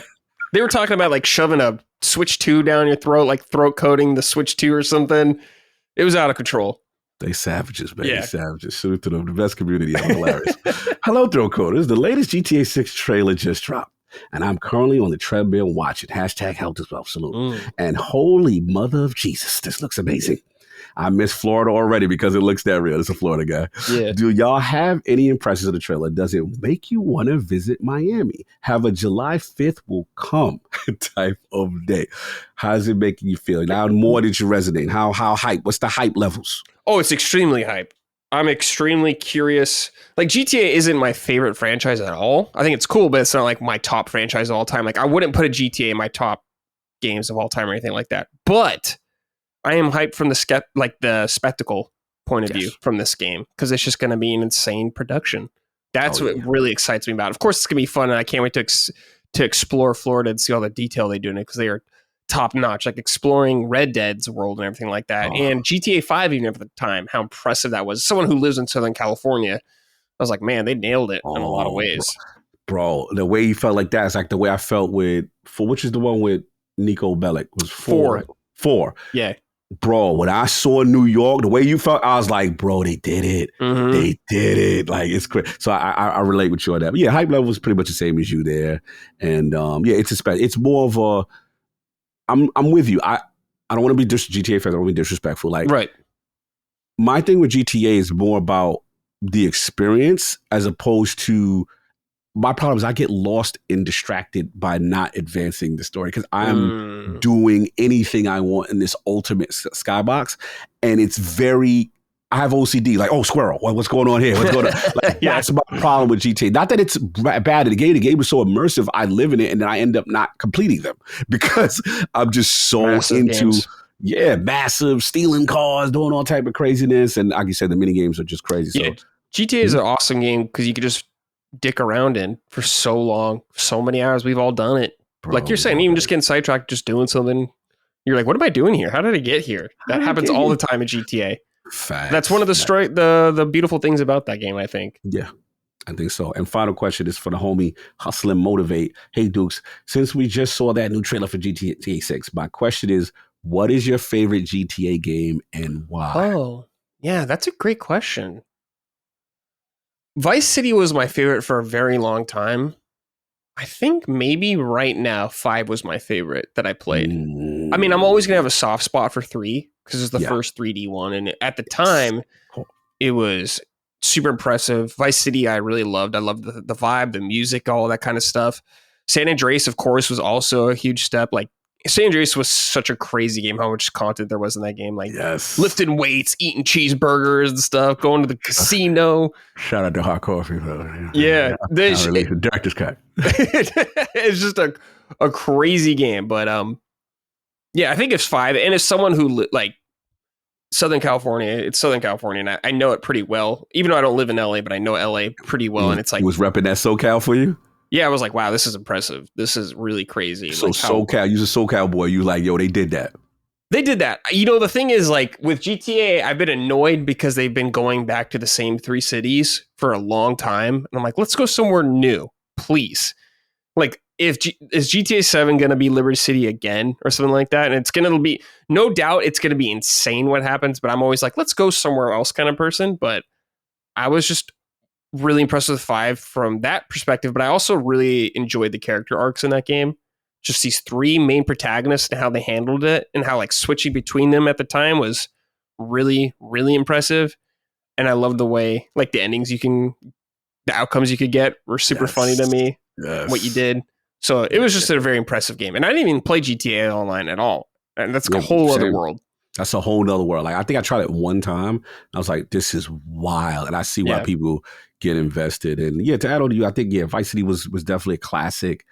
I think I'm always going to have a soft spot for 4. When it's 4 is great. Yeah. I do like Nico Bellic a lot. Yeah. I love Nico. I understand, like, certain mechanics improved and the drive and all that stuff got better over the series. But it's just like, it's something to see your city replicated with such painstaking detail down to the train system. And I'm like, man, I can smell that right there. I know what that smells like right there. Yeah, dude. Yeah, like, it's crazy. Bro, it hits different. So, I think that's selfish. That's my bias would be that one. Yeah, of course. You know, it's like your home and you recognize it. That was like with me with Vice City. It's like, or 5, it's like I recognize a lot of this kind of stuff. It's like it's familiar, and that makes it even more impressive. Absolutely, absolutely. So yeah, Star Wars is what we got Mm-hmm. going on. And now we gotta go back to Expedition for a little bit. I'm curious Okay, about yeah. this one. This one caught my radar. So some interesting comments from Expedition Kepler senior portfolio director Mart Handrahan said he told the game business publisher platform publisher that Kepler's Elder Scrolls Oblivion that Elder Scrolls Oblivion didn't seem to harm us at all in relation to Expedition's 33 success. He credits their success to Xbox and saying that Xbox helped change the view of what Expedition 33 was after its feature summer showcase last year. Sandfall Interactive sold over 1 million units of Expedition 33 in 3 days. I know reportedly, I think they're up to 2 million. I think I put the tweet out yesterday. All right, so Kepler states Expedition 33 was heavily backed by Xbox, with the game featuring in 2 of the firm's digital events, as well as launching in Xbox Game Pass. During the summer showcase, our game was placed alongside Gears of War, Fable, and products that are very traditionally known as AAA products. It let people understand it was in a way that we would have struggled to do so if we weren't aligned with Xbox in that way. We couldn't have done it through a Steam demo alone. For example, it helped us to kind of claim this AA territory in a much more confident way. And then regarding Microsoft's announcement or the surprise release of Elder Scrolls Oblivion days before Expedition 33 launch and making it available in Game Pass, Handrahan states, "We always knew that Expedition 33 had a very specific identity. When I was in the press, I saw the Western-style RPG and the Japanese-style RPG as having quite different appeals and audiences. I know plenty of people that would play an Elder Scrolls game that wouldn't necessarily play Final Fantasy and vice versa." Mm-hmm. Also, by that time that we rolled out, we had momentum of our own, and we felt pretty confident that we could stand beside it. I think there were other aspects like the price point we were at and the inclusion in Game Pass, so we knew we would have a lot of interest around the game. We were confident in that, and it went as well as it possibly could have done in our eyes.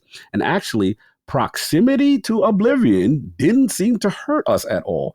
In many ways, I think it just drew attention to quality RPGs that week, and everybody was thinking and talking about the genre. And then the final data points in reference to this is also brought in by Ampere Data. We're talking about the overlap of Expedition 33 players and over Oblivion players. So they said 35% of Expedition 33 players played Oblivion. And this is on Xbox. This is primarily due to the Xbox edition, where 55% of Xbox's Expedition 33 players, which is more than half, also engaged with Oblivion. So half of them played both games available on Game Pass subscription service. Now, the crossover percentage of players playing both games dropped to 22% for Steam players and 16% for PlayStation 5 players. And that data covers the European markets, US, Canada, Australia, and the UK. And because of that Game Pass inclusion, Xbox was the number one platform for both games.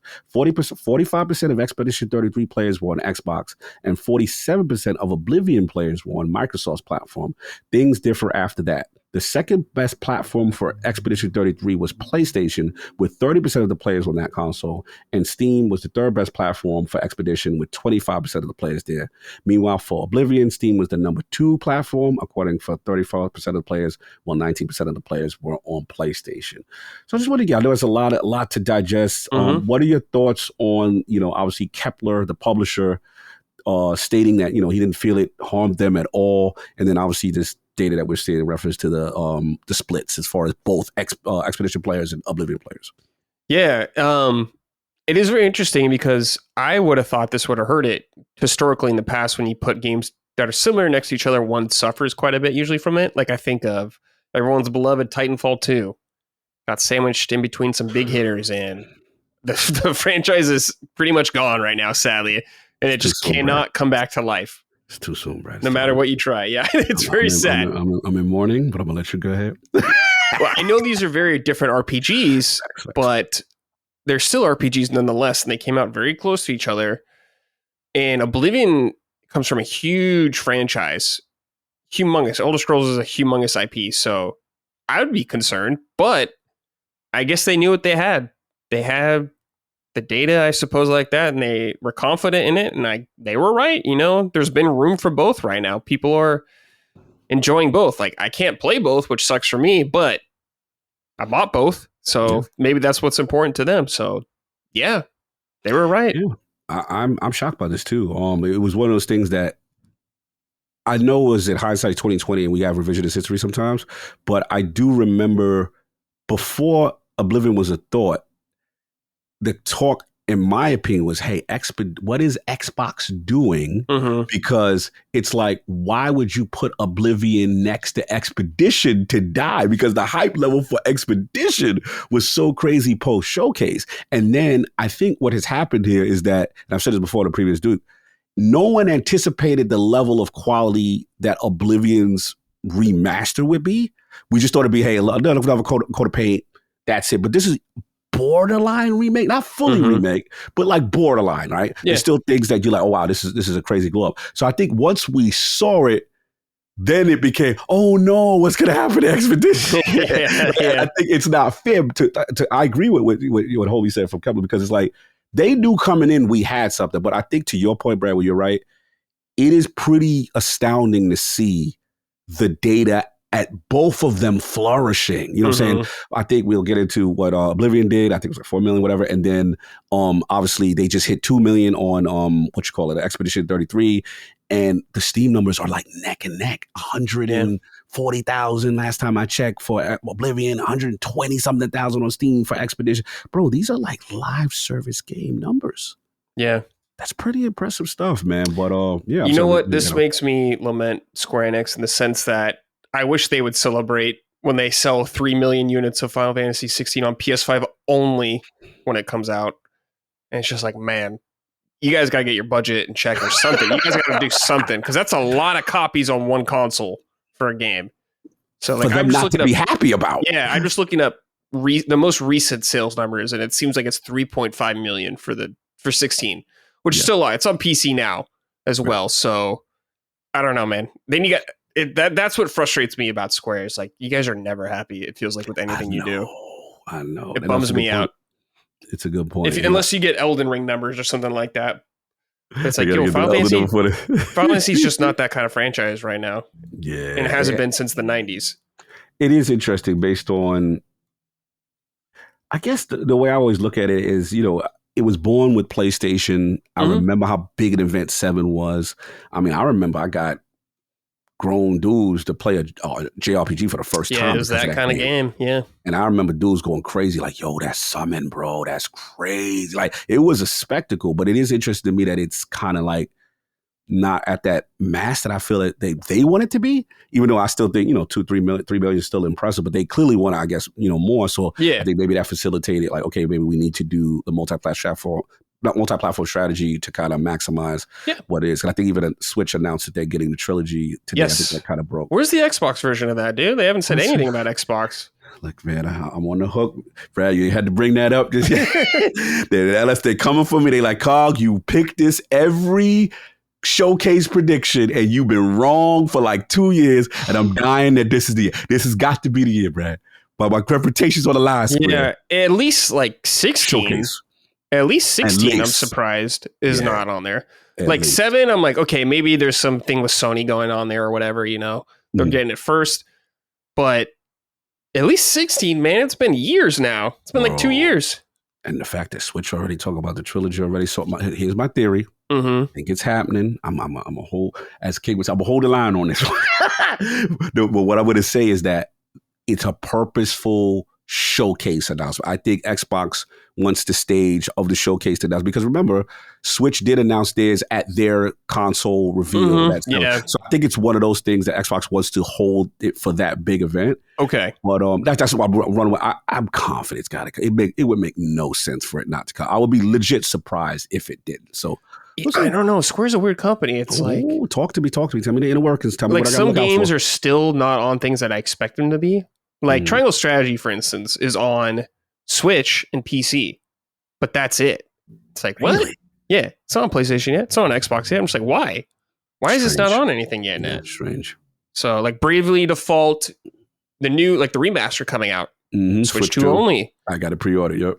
Yeah, stuff like that. It's just like, why is this not on everything? I thought you were going full third party, unless these deals are still from before they made that announcement or something like that. But it is strange to me why this is happening. No, that's a good call out. I definitely hear what you're saying there. I want to get one more right in reference to this. Shout out to AJ White. He says, right, so he said, hey, Dukes, there were a lot of doom and gloom surrounding the Oblivion remaster Shadow Drop right before Expedition 33 and concerns that Oblivion would overshadow the launch of the latter. It seems to me, however, the opposite has happened. Is it just me, or does it seem that Oblivion has not been not forgotten, but pushed aside by the alleged masterpiece that Expedition is? Curious to see your thoughts. However, I never liked turn-based combat, so I'm sad I'm missing out on a Game of the Year contender kind of day. What you think? I mean, I agree. It felt like it's been pushed aside for me, at least. I'm more of a Japanese role-playing style kind of fan than more the traditional Western ones, which I do enjoy. Don't get me wrong. But I was like, all right, I got to play Expedition 33. Because Oblivion also is an old game. I don't got to worry about spoilers. I don't got to worry about any of that kind of stuff. So for me, and that's a very easy game to hop back into for me personally. So I'm like, oh yeah, I can just hop into this game a month from now and be all right. So it's not as pressing for me. But it seems like a lot of people are kind of in that camp. I don't know. Maybe a lot of people have played Oblivion already. So they're like, let's try something new, I guess. Yeah, no, I think, again, this is why I look at Kepler and I'm like, yo, they were dead right in terms of there is a distinction between the Western RPG audience and the Japanese RPG audience. And it is different, even though it's under that, bigger umbrella. Right. It is a difference there. So yeah, shout out to them for, sticking to their guns, staying true to not, I listen, I wouldn't have been upset if they, not have been upset, but I would have been surprised if I would have saw the opposite article say, hey, we were a little, blindsided by the fact that, Oblivion came out or whatever, and maybe they had higher projections and stuff like that. But they seem like this is perfectly fine, and we feel like we got a good product. We're doing well. They're doing well. We saw both accounts kind of tweeting each other. I think, what is it? They put the Oblivion gate inside the Pinterest thing, and I was like, okay, like you see a lot of love being expressed. So yeah, shout out to them. That's pretty much what I got on this, unless you got more on the whole Expedition Oblivion didn't harm us commentary. No, I mean, it's great. I love to see this. I love to see these both games thriving. I guess the style of RPGs, they're different enough, so there's maybe not as much overlap as I and many others anticipated, but in some genres it's still harder, like first-person shooter ones, particularly. Yeah. But I don't know, maybe this is just the way things are now. Maybe things are going to change. Maybe it won't matter as much now in the future. I don't know. Yeah, but we will see. Hard to say for sure. Yeah, for sure. We will see. No doubt. All right, Brad, it's the big one. This the heavyweight. Yeah. This is it. We got to the main event, y'all. The news has broken. Dogs and cats sleeping together. Gears of War Reloaded. Xbox Series X and S. Xbox PC, that's a new terminology. Never seen that before. Xbox Cloud Gaming, PlayStation 5, and Steam in summer 2025. Shout out to Xbox Wire from their site. The original Gears of War returns, faithfully remastered and natively optimized for more platforms. Developed by the Coalition in partnership with Sumo Digital and Disbelief. I've never heard of them. Gears of War Reloaded launches August 26th for $39.99 on Xbox Series X, PC, Cloud Gaming, PlayStation 5, and Steam. Also arrives day one with Game Pass Ultimate or PC Game Pass. And then seeing the highlights from the thing. Obviously, we talked about the platforms already and Play Anywhere. Gears of War Reloaded supports 4K resolution, 124 frames per second of support, cross-play and cross-progression across all platforms with with the full multiplayer, excuse me. No Microsoft account required. That's funny, yeah. Maybe they learned from PlayStation. Yeah, it's kind of interesting. Yeah. However, signing in with a Microsoft account unlocks full cross-platform functionality. It enables cross-progression, so your campaign and multiplayer progress carries across devices. It also allows you to send invites and play with friends across platforms like Xbox to PlayStation or Steam to Xbox. You want to jump in? Yeah, I was going to say, I think that's the way to do it if you're going to have a sign-in service or whatever for your account, because we remember the whole Helldivers fiasco with that kind of stuff. I think if you're going to have it shouldn't be mandatory, I guess, if you want to play on your platform. If you want to do cross-play, I think that makes total sense, for all their systems and stuff. Maybe get some skins to do it or something, some sort of incentive. But I know I know PlayStation's not the only company that does this, but I think Microsoft surprisingly did the right move right here. Good call out. I agree. I was definitely, because it gives you that optional thing, right? Where it's just like, okay, you don't have to do it, but if you do it, you get this benefit of being able to create. Some people are like, hey, I don't care about it. I'll just play with people in the PlayStation ecosystem. Fine. I don't want your account. And that's cool. Give people the option. I think that's a good lesson learned from, obviously, like you said, the Helldivers situation. Yeah. So this is the other big one, man. As a token of our gratitude to long-term fans, Gears of War Reloaded will be a free upgrade for players who purchased the digital version of Gears of War Ultimate Edition prior to today's announcement. Xbox fans who own the digital version of Gears of War Ultimate Edition receive a free copy to Gears of War Reloaded. So I want to get your thoughts, especially after this first writing as well from Justin XP. He says, Sub Dukes. Well, Xbox finally did it. They're moving a truly iconic franchise to a whole new audience, and I, for one, embrace it. But what really caught my eye wasn't just Gears of War Reloaded hitting PlayStation. It was a small detail in the press release. In the list of platforms alongside Series X, PS5, and Steam, we saw something we've never seen before: Xbox PC. Tom Warren pointed out that while a lot of people brush it off as just referring to the Xbox PC app, I can't help but wonder, could this wording be hinting at something more? Maybe something coming down the line? Am I reading too much into this, or do you think this could be the next step in Xbox's evolution? Honestly, I wouldn't mind if the next Xbox was just a PC of sorts. So, Brad, let's talk about that. Let's talk about the news. This is big, man. Gears of War, PlayStation. I want to hear what you got to say about this. You know, you've been in the Xbox camp for a long time since it came out. I've heard your boys got to hold the line, all this kind of stuff going on here. How are you guys feeling right now? What's the camp like? The Xbox diehard camp right now. All right, the whole line camp. Shout out to you. All right, we going through it. We're going through it. This is an iconic moment. Look, and no, people will lie to you if they say you feel nothing. Yeah, right? Of course. Because if you've been with this brand from the beginning, I'm just give y'all the history. Xbox 360. I had the honor of interviewing Peter Moore on our Animals podcast. Xbox 360's one of the iconic moments. We all know Halo was Halo, right? Don't get me wrong.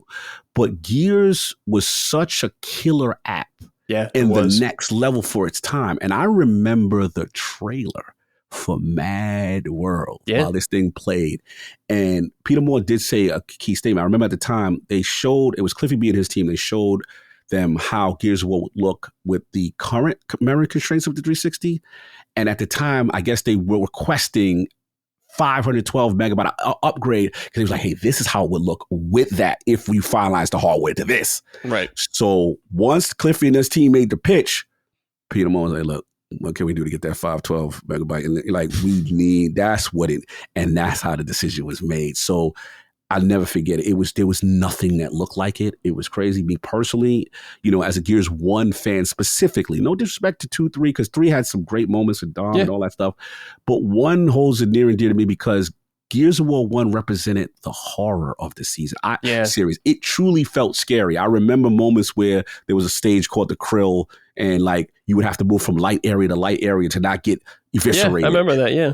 I remember the iconic scene of facing the Berserker for the first time, this unstoppable thing where you had to go outside, get light, and shoot the hammer of dawn. That's the only thing that could, like, it had truly old-ish moments and scary moments, right? That was what Gears 1 represented to me, and it was fully co-op. It had all these things. So this was Halo will always be Xbox's, baby, which made it's their Mario, I guess. Yeah, that's their Mario. I get it.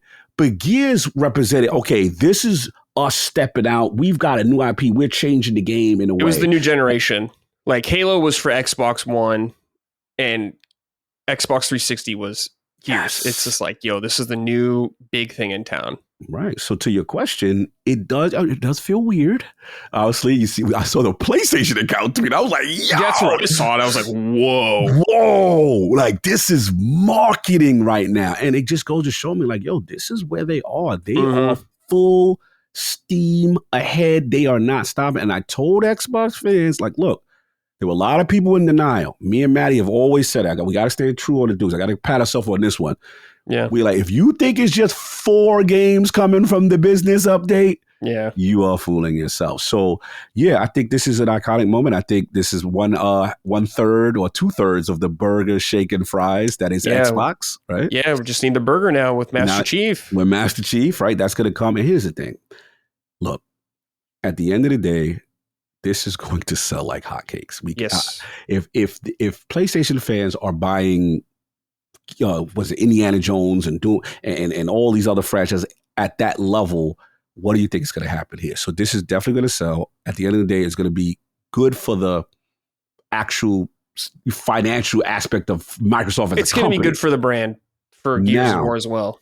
The long-term effect, now this is still the question, and again, this is where I could be wrong. But my concern is, remember, I'm selfish. I'm a console guy at heart, right? So my thing is the long-term effects on the brand when you start to come out with the next hardware. So this what kind of leads me to Justin's thing, which is I do see the play, which is as far as this Xbox PC thing, where potentially because right now, the only differentiator right now is Game Pass. Because right now, with the price tariffs and everything else, it makes no sense to go get Xbox hardware. Let's just be real. Like you buy a PlayStation, you're going to get the best of both worlds. You'll eventually get all the Xbox games, right? So I get it. And then they've got these exorbitant prices where it's more expensive than a PS5 Pro right now. Right, yeah. You know so the only differentiator right now is Game Pass. But what I think is the play is them going to be the biggest publisher who happens to have a console, but also if they go through with their strategy, which we'll talk about, this handheld and all this stuff, I think they're going for, we're going to have the multiple storefront approach where you jump on here, you get regular games, you get your Xbox game, you get your Steam games, your Epic, your GOGs. And by the way, on Steam, you can play PlayStation games. They come a little later. I think that's the play because I know Xbox fans don't want to hear this because we grew up from the era of exclusives. That's the way to do it. They're changing rules. They haven't done well in that market. The brand did too much damage, in my opinion, right?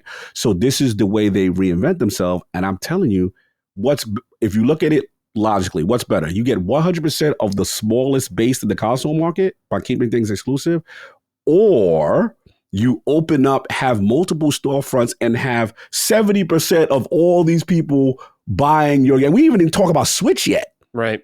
We already know what that's going to do. So again, not that I'm agreeing with the strategy. I've always been a fan of exclusive. I'm not going to be a hypocrite and say I've never been a fan. I've always liked exclusive for identity for the brand. So this is a new normal for me, but I do understand if it comes down to the sustainability of the Xbox brand and the future, they're going to be prepared for it better than most. So we'll see if it works for them. But I was just curious about with you, obviously from the outside looking in out, you must primarily play on PlayStation, I'm assuming. For console, yeah. For console, right. Yeah. So what does this mean to you and your affinity or not for the Gears franchise? So for me, the whole thing with Xbox really changed when they were like, hey, everything's coming PC day and date. Because I play on PC a lot too as well. So I'm like, well, there's one less reason for me to have an Xbox, I guess, right there already. And that was quite a while ago they did that. Yeah, you're right. But I just think now what the time is, now that all these games are coming out on everything, and I'm mostly a person that likes to buy my games. I'll do Game Pass every now and then, but I do it on PC particularly because it's cheaper. Because with Xbox, I'm like, well, it's more on Xbox, so I'll just do it on PC. It's quite a bit more on Xbox. So that's one thing that kind of bothers me. If I was an Xbox console diehard, I'd be like, why am I getting treated like this sort of thing? It's it gives me the vibe of if they don't care about me, why should I care about them kind of thing? Valid. With my Xbox right now, I have it. It's I'm going to keep this thing just because the backwards compatibility on it's really sweet. I love it. The one day when I get back to when I'm going to play Lost Odyssey on there, it's going to be glorious. The one day. Honestly, I haven't played my Xbox. In a year that I turned it on. I haven't played it in a long time, man. That's real. Because I have a PC that's stronger than my Xbox, so that's usually where I play all this stuff on there. Because most multiplayer games, generally, I play on PC over there. I don't play any multiplayer games on PlayStation or anything like that. Oh, you one of them elitists. I just like mouse and keyboard. You PCMR, say it with your chest. Own it. Oh, Master Race? Yeah, PC's the shit. Don't get me wrong, though. PC can be... Master Race. Let's go. It can be very annoying, PC, at times. I love the console. You just plug it in. It's good to go. I love that kind of stuff. I think that's super good. Most PC guys won't admit that, so I give you credit. Oh, I know. That's a lot. I think they both have their strengths and all this kind of stuff, but I will go where the games go always, no matter what. Even if it's like, if Xbox, they're like, yo, we got a game on here, only an Xbox for now, only the console. I'm like, all right, dude, I'm going there. That's what I did before. When they got Tales of Vesperia on Xbox 360, I was like, all right, dude, I'm getting an Xbox right now. That's how they got me. Nice. But just where they're at right now, they're not speaking to me to be on their platform. But it doesn't seem like they care about that super much right now. In terms of PC, it's like, yo, man, I've been invested in Steam for, I don't know how many years, like 20 years or something like that. I've been on Steam for so long. It's like, that's where my games are at. Yes. And Phil does have a point when he said they lost the Xbox One generation. Everyone built up their digital libraries. And it's like, yeah, man, all my stuff's on PlayStation or on PC or Switch, I guess, where it's like with Switch in generally, I usually don't play on it unless it's for Switch only. But Nintendo's still very strong with like, we're only doing it. Maybe more strong than I would like. I wish there was stuff on PC or other things just because I'd like to see in higher fidelity, but it makes sense for their strategy and I understand why, and I don't blame them whatsoever for doing it. Mm-hmm. But in terms of Gears of War, I've played all the Gears of War games. I think they're really fun. I really enjoy them. I have really good memories of playing Gears of War, one with my friend playing co-op. Nice. It was an insane moment in time. It was one of those moments you had to be there. It was like the best looking game ever at the time. It was a showpiece. Never seen anything like it. Really fun campaign, multiplayer. I'm not a huge fan of Gears multiplayer, competitive multiplayer. Same. I like the horde mode and stuff like that. I think that stuff's fun. I'm not a big fan of the rolling shotguns all day. Thank you for saying I hate that. I don't think it's very fun. You said it. I don't got to take You can come for me, Gears fans. It's okay. I told this to Micah as well yesterday. I let her know because she loves Gears of War. Oh, she loves Gears of War? Yeah, she loves Gears of War multiplayer. Okay. Yeah, I let her know that I wasn't a fan of it. Sorry, Micah. I'm with Brad on this. Like, roll around shotgun did not appeal to me. It's not for me. It's just not for me. I agree. But it's an insane moment in time. Yeah. Just like how fast these things have changed. Bro. Like this, what has it been? Like a year and a half, I guess, since they started this strategy or something like that. And how much is already happening? I got a question for you. What's up? Cog is whoops, sorry, I just hit the wrong button. You're gonna hear that words. That was me. Yeah, hold on. That's how Xbox fans feel. I know, hold on. Dude. I gotta take a break for like 1 second. Hold on. All right, go for it. No, you good. So yeah, while he does that, I will talk, real quick. Look, man, it's one of those things for me where it is a transcendent moment. It's a moment where you go, okay, we are here. We are at a different timeline. This is something that you would have told me a couple of years ago. You'd be like, this would never happen. And it's one of those things that, no, we're here now. This is the timeline that they're doing it. And I get what you're talking about, Brad, from that perspective. It's not to say it's worse, but I remember when Xbox did PC Day and Day, and that was like an emotional thing for a lot of people, right? And I get it, because we were like, okay, my exclusives, bro, this, that, and the third. But then you understand, like, okay, PC is a whole different market, bro. Like, they're not necessarily going to run out and buy a console unless absolutely forced. It would take like a GTA level events to continue to happen for people to, and then even then, some people are like, hey, okay, we'll just wait till I play it on my high performance PC, right? So, this is an inflection point. This is a big moment in terms of seeing Gears of War on a PlayStation storefront. And now the way I look at it is, if you're going to adopt a strategy where everything's going over, you just can't give the PlayStation and Nintendo base Gears 6 or Gears 5 and say, hello, here's Gears. You have to onboard them. You have to give them this first piece. I was surprised that they give us a trilogy. So it looks like they're going to nickel and dime this thing. Yeah, they are. 100%. Right? I get it. Fine. Corporate cog. I get it. But, I was like, damn, I was hoping for the trilogy. Okay, cool. Because we already had Gears 1 already. You know what I'm saying? Yeah. So to speak. A Last of Us situation here. Exactly. So I gotta slap y'all, man. I know what y'all doing next month. You're not slick. I have to be fair with the smoke that I would give PlayStation on certain little things like this. But the only thing that's saving y'all is y'all giving this to a base that never had the franchise before. Okay, fine. It's a big deal. It's a big deal, man. Seeing it, I always told Xbox, when you see it, it's gonna hit. Yeah. And now we are here, kind of deal. So yeah, buckle up, man. It's new day, dogs and cats sleeping together. But you yeah. Sorry, I had to get up. Airline ticket things had to take care of real quick. Take care. Sorry, everybody. I hit the wrong button again. So everyone heard that goofy sound. I couldn't hear I'm trying to cover it up. I know it's good. But it's all right. So, Cog, I think the idea of Xbox going forward and having multiple storefronts is a very interesting idea to separate it. I'm really curious how they're going to do like the breaking down of cuts from the storefronts. Like, let's say if Steam gets on Xbox, very cool. I think that's awesome. Steam is a huge platform. I love that. Maybe if I had, if I did that, I'd be like, oh, I want to play on my TV though. I'm just going to easily hop over to my Xbox. There's some value in that. I could see. Yeah. But I wonder, it's like, how are they going to get? Is the developer going to get like the cut? Whatever they get 70% for Steam or whatever like that. But then you got to have Steam getting the cut. Then you got Xbox getting the cut. I'm sure they would take a much significant lower cut in that to just get the deal done. But it isn't a fascinating time because this is like unprecedented. Someone doing that. If it happens, we don't know if that's for sure happening. We don't know. Right. And I'm just like, I wonder what the price of the next Xbox is going to be. Is it going to be competitive with PlayStation, or is it going to be, they're just going to be like, we're going for a more hardcore PC kind of audience with this thing. This thing's going to be $1,000. Maybe the PlayStation 6 will be $1,000. I have no idea what it's going to be. Maybe it'll be $800 or $900, but or they can do the Series S thing again. Because it seems like they sold vast majority, but a lot on Series S. Yeah. It's quite a bit. So splits are very close. I don't know, man. It's such an interesting time in video games, and I love seeing what's happening and unfolding. I think it's really cool because, like I was saying, like you and me are old heads, so we remember a lot of the console wars from back in the day. So it's just been a fascinating time. I feel bad for the dudes that only play an Xbox, though. I know you guys have been loyal.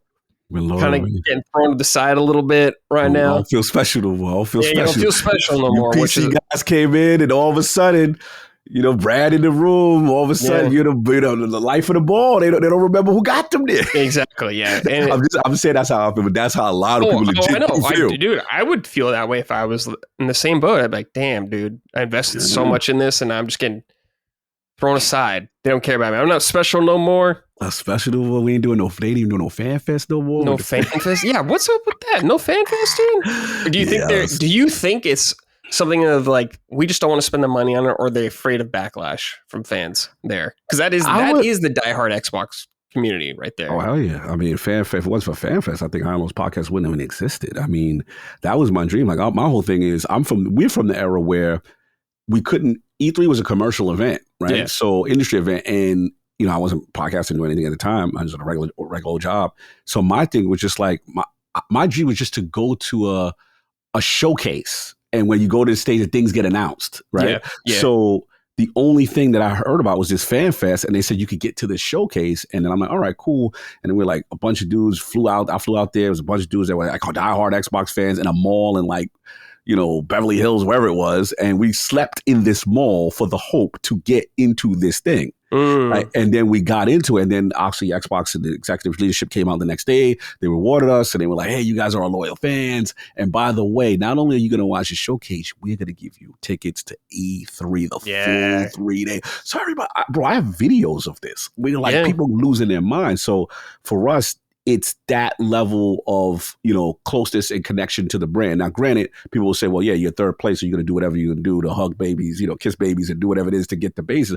But they always did it, and it was a special connection for the base. So to see it not there this year, it does feel off, and it doesn't feel good because I can see the perception is like, now granted, I know people who are doing an event right now that apparently Xbox may have some involvement with, you know what I'm saying? And they're going to do a last one. But, it does feel like, I'm not going to sit there and lie.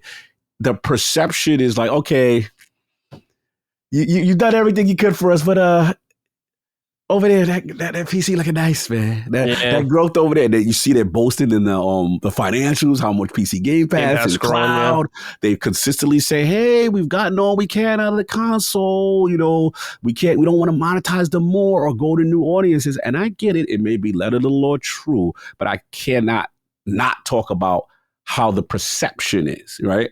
And then also, the fact that hardware is declining, and it just seems like they don't care. Yeah. They are like, look, we're going to put our stuff everywhere. And at the end of the day, it comes down to, if you're a fan of the ecosystem, you're a fan of games, you're fine. You will still have the games. You'll still play them when you want, and you have the service that you want. And the only silver lining I see is them being the biggest publisher. It allows situations where I see like a Ninja Gaiden 4. Yeah.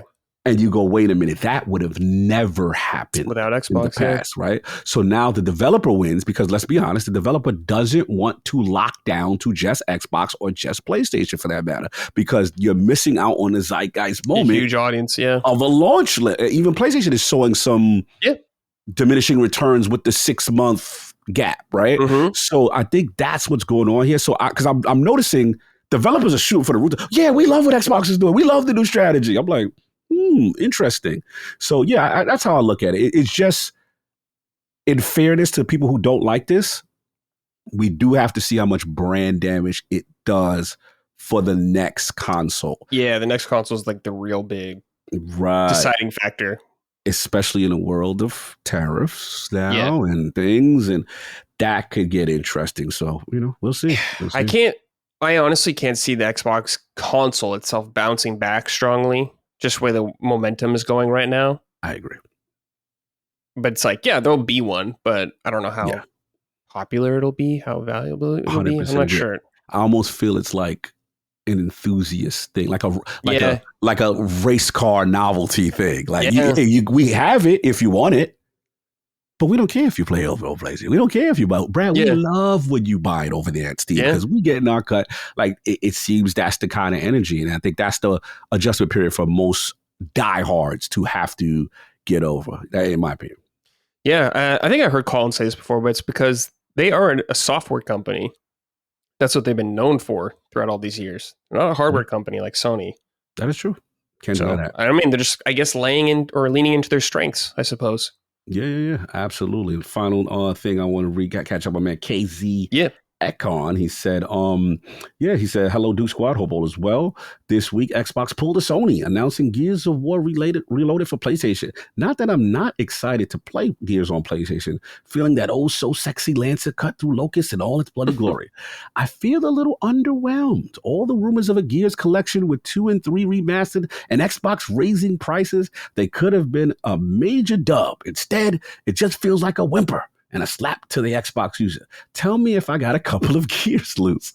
Thanks, and have a R-Star, or I guess that's Rockstar, receives a $100 payment, and you receive the caked up Latina baddie to commit crime with. I see you watching them curves, man. You watching them curves, KZ. Yeah, dude. So what you think? You feel it but it's just part 1 and not the collection? I could see that as an Xbox player. You're like, well, I've had 2 versions of this game already. And now we're just getting a 3rd version of it, I guess. And it's like not 2 and 3, maybe 2 and 3. The trilogy could have really elevated because they never redid those games in any way, right? With 2 and 3, I don't think they did. So, and it's like, with all the rumors, it's great for everyone else and it makes sense for PlayStation and stuff like that. But as an Xbox person, I'd be like, all right, so give me another update of this version. I guess it's cool. It's free, sure. But it's like, you wanted a little more from that when you've had it for so long already. So I understand personally the disappointment in that. No, I get it. And for so long, all we heard was that, a trilogy, Marcus Phoenix kind of thing. And, Marcus Phoenix trilogy. I get it. It is what it is. But I would have loved the whole collection, but it is what it is. They're clearly going to milk this thing. That's how I look at it. Sure. They're going to make, a lot more money if they do that. For sure. And I think $40 is totally appropriate for what it is. Yeah. And let's be honest, shout out. I didn't think they'd make it free for Xbox. I think that's a really cool gesture. Yeah, Sony would have charged you $10. Same with Nintendo. Oh, Nintendo definitely. No way. Oh yeah, facts. Big time. So shout out to Gears Reloaded. We'll see what's going on next. And then second only topic today. This was kind of breaking. Yeah, this was the big shout out to Jez Cornyn, Windows Central, friend of the Dukes. Project Kennen, Xbox Handheld leak. Photos from the FCC, plus an Asus ROG Ally 2 prototype with early specs. So yeah, it shows 2 models. One is most likely the ROG Ally 2. That's the one with the white exterior. Then the black model is most likely Project Kennen, which Jez states is currently being tested at Microsoft HQ as we speak. The black model has a dedicated Xbox Nexus-like button on the upper left-hand side and Xbox-style grips. I want your comment on those. get those grips, boy. Woo. All right, so the Ally won't be able to run all your Xbox console games, according to Jez. That functionality seems reserved for the Xbox dedicated handheld Microsoft is working on, likely for 2027. But the Xbox ROG Ally will run everything on the Microsoft Store for Xbox Play Anywhere, PC Game Pass, Steam, Epic Game Store, and practically any other PC game. Now, we don't have the official specs of Canon or the Ally 2 just yet, but they should be as powerful. Hold on, my screen just bugged out just now. All right, there we go. Sorry. Should have the specs for it, and it should have the same efficiency, improved battery life, being closer maybe next to the ROG Ally X. So that leaks hint that AMD Ryzen Z2 Extreme processor running at 35 watts for the Canon, and Jez also finally thinks that both handhelds are running Windows 11. Although Microsoft may debut new gaming-oriented features at Build 2025 set for May 19th. The Electronics Fair at Computex is also set for May 20th, which may be the event for Asus to debut both of these new devices. So what are we thinking, man? I know you see the Canon. Shout out to how dusty this model is. What's dusty. This leak? Where did they find this? I don't know, man. These console leaks, every time we see them, they're always so rough. So what do we think? How are we feeling? What we seeing? What about this information? So I don't know. Like, this isn't extremely very exciting to me, I guess, because it's literally just a ROG Ally with Xbox branding. It doesn't have the features that I personally think are cool, like being able to actually use your Xbox games and stuff like that, like an Xbox Series X could do. I know you and Maddie have one of these, don't you? You have a ROG Ally. So how does it make you feel? Are you like, it's just like a skin essentially for it? I'm conflicted because there's one. I had the Ally. I was there for the event where they debuted, and I was like, bro, I was bullish for the Ally because my thing was, don't get me wrong, Steam Deck is Jimmy, Champagne, don't come for me. Steam Deck ready, don't come for me. Yeah, I love you. You're amazing. Best UI in the business.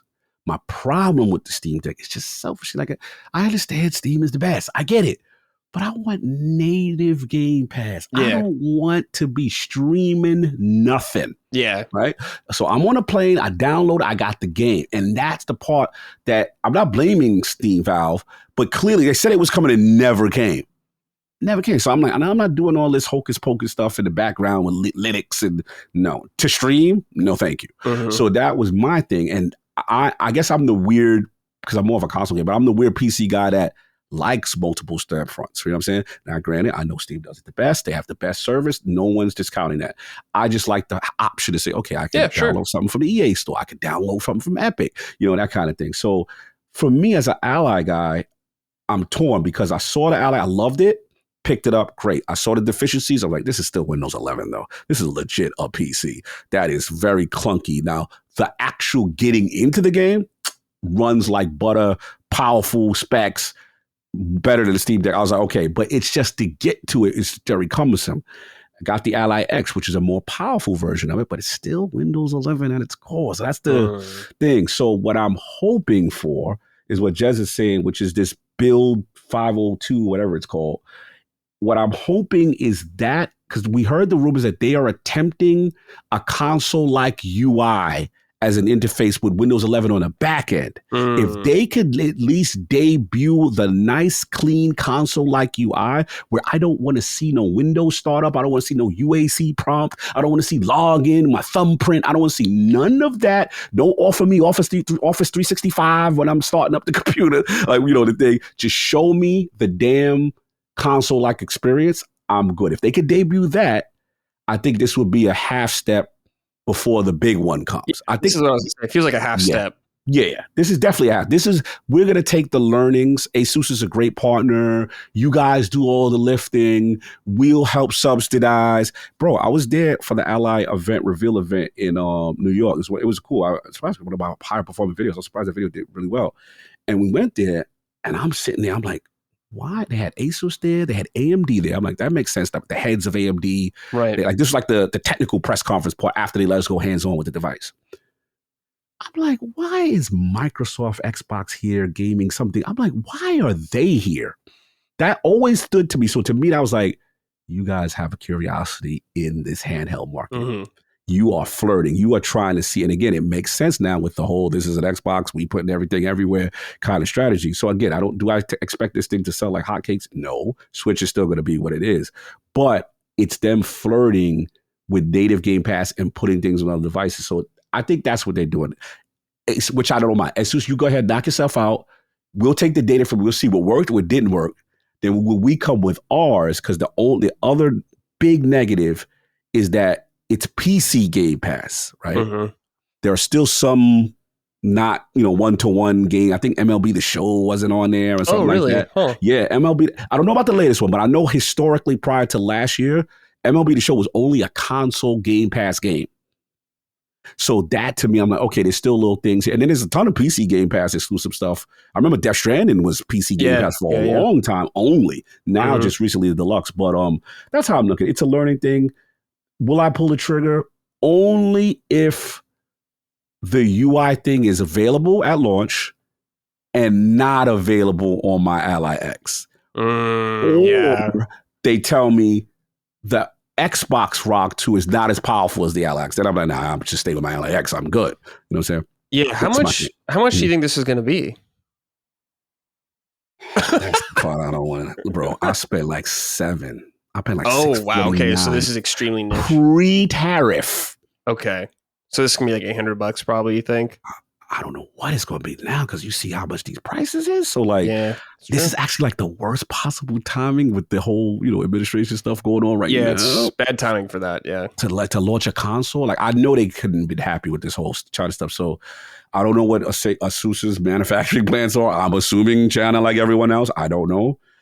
Yeah, this might be a very obnoxious price. I'm worried about that. That would totally eliminate me if they come out here like 900.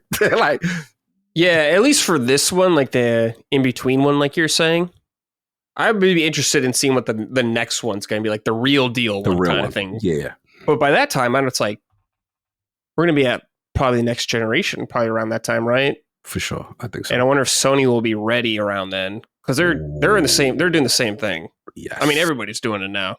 Absolutely. They're back in the handheld game. So we'll see. It's going to be interesting. No, good point. I think it's critical for them to get out before Sony because I think Sony handheld, what surprised me was how well the Portal did. The Portal really did well. Surprisingly well. Surprised. Everyone, like people I know that use it really like it. Like I haven't used one, so I don't know, but I've heard a lot of good things about it. Like Colin loves his. Yep, Colin loves it. I got a lot of my LSM fam. They hit me up. They're like, "Cog, we love it." I'm like, really? I was clowning. I ain't gonna. I'll be the first to be like, it's not for me. Who's gonna want it? I was like, I'm not gonna buy this. Like, I don't have one, but yeah. Oh, speaking of looks, how about these grips, bro? What's with these grips? Yeah, I gotta say, this thing's a little ugly. It doesn't seem very comfortable. Like holding in your hand is something different. I'm believing it, but like from what I'm seeing of this, I'm not like, wow, that's a nice looking piece of hardware right there. You don't think that's sick? You don't like those big grips? Nah, I'm not really a fan of that. Like handhelds to me I'm not used to how big they are, I suppose. Handhelds now are super, like when I held a Steam Deck in my hand, I was like, holy moly, this is huge. Like from handhelds I'm used to like a 3DS or something like that. Something really tiny. And even the Switch 2 is a lot bigger than the Switch 1. So that's just kind of the way things are going. So I'm probably on the outside and I'm just not used to that stuff. I feel you. Yeah, I mean, I will say it do look a little weird. Like it looked like it's added on, you know what I'm saying, kind of thing. But it's just like, I don't know, man. The look is, I know it probably will be comfortable from an ergonomic standpoint, but the aesthetic is just like, it is what it is. Yeah. That's what I got, man. Shout out to the leaks. I mean, I don't know who in the FCC are about to get fired because that thing. And who's keeping it in dirty conditions like this, bro? I know, yeah, bro. Clean that screen. Clean that screen, bro. When you're about to leak this thing, clean it up a little bit, dude. Exactly. But it's extremely dirty. Look at the smudges on it. Yeah. It's like dirt and stains on this thing. What they was doing with this thing, bro? Yeah, it looks like a PS3. It's been sitting out. All those fingerprints on it. Yeah, like an old model of something. It don't even look like a new thing, the black one. I'm like, Jesus. It is what it is. But that's all we got on the ROG Ally 2. All right, Brad, we are towards the heavyweight section. It's that Game Pass pick of the week. Now you said you might have something here. Yeah, dude. Okay. Yeah. So we've glazed up Claire Expedition 33 a lot, and I'm sure you guys have already promoted it. So we're not going to do that. All right. Well, We're going to do a different little game that I just saw recently added to Game Pass. It's called Dredge. Now, this is a cool little boat fishing game, and there's more to it than meets the eye. It is an awesome game. I played through this. You're just sailing around on a boat, going through different waters, and it's really good. Some things are not as they seem, perhaps. There could be a little eldritch horrors, perhaps, in this fishing game. Who knows? But I highly recommend it. It's one of those games which you play, and I just got addicted to it. It's an awesome little game. Looking at this. I highly recommend it. It's not too long. Really fun. Okay. Please check it out if you've not. It's on Game Pass, dude. Recently added. Give it a spin. I'm looking at it right now. So it's like I'm still trying to get the premise. Is it like I'm noticing like you're doing your own boat thing? Yes, you're sailing around, you're getting stuff, you're upgrading your boat. It's one of those things where I'm like, yo, just hop in and see it. I like the art style. I feel like looking at this, it looks really nice. Very cool art style. I'm almost gonna guess it feels like this is a Unity game. Yeah, I think it is actually. Yeah. I could always tell like Unity. It's not like a negative connotation. I actually like Unity games the way they are, especially the indie and the AA space. I do like that. Interesting. We got a daylight cycle. Okay, like okay, we really both dude. Now 80 on Metacritic from users and reviewers. Same last. Great game. Check it out. Really cool game, dude. Dredge. Some expansions came out with it like a year ago. I don't know if they're in the Game Pass version as well, but give them a spin. I played it with that, and it was a really good time, man. I had a really good time. If you're looking for something maybe a little different, you hop out of your first-person shooters, your Claire Obscure, maybe you want to cool down with something else after all that. It's really good, really fun. I like that. I call it like the palate cleanse game. Yeah. You know what I mean? Like, I love games. I got to chill. I could just get in, get out. I will check this out. This looks very unique. Very unique. It's a vibe. It's one of those games when you play, like, wow. All right. Dredge. It gets getting Game Pass right now. You heard it from the man, Brad. That's right. We hit it, man. So yeah, we made it to the main event, man. We got through. We killed it. So look, I was thinking of the hashtag. I think it's only right that we go DD reloaded, because we reloaded on the host. You know what I'm saying? We reloaded with gears. We just had to reload. You have to do that every time. Guns get jammed, you reload, and you back it. Yeah, that's right. And that's what now you killed it, brother. Brad, where can people find what you got going on, man? Oh, sure. Well, you could find me here. I've been on a lot of stuff recently this past week, I feel like. I was on Constellation. Summon Sign is my in-depth game discussion podcast. I have everyone on LSM from there, and sometimes some outside guests as well. We just talk about what we're playing. We get goofy over there, of course. Punching Up is our Nintendo podcast on this network with me and Micah Moriarty and Gene Park. We are by far the most degenerate out of everyone on this network. I'd say that is the most degenerate podcast for I can imagine with Gene and Micah alone. It gets wild. Yeah, it gets wild. Insane. But the Switch 2 hype is rising. It's very close. We're weekly now. We were bi-weekly for a long time, but we're weekly now. Okay. So yeah, Switch 2 is heating up. So you want to get some Nintendo stuff from there? I'm gonna be checking it out very intensely. Like I said, I got my pre-order down. I think I got every accessory. Because I'm doing that camera. I don't care what y'all say. I made a joke. I was like, we should record punching up on those cameras. Now, if y'all don't worry, we don't care about fidelity, y'all gonna be fine. You know what I'm saying? Yeah, exactly. I'm from the Xbox 360 Uno After Dark era. I want to see how well the parental controls and things have been tested. It's going to be, there's many questions to be had still. Very bizarre. Nintendo, they're a bizarre company. We love them, but they're a bizarre company. Bro. So I would definitely want to get everyone from LSM's impressions probably for something with Punching Up sometime. I know it's going to be busy. It comes out around Summer Game Fest. So we'll see.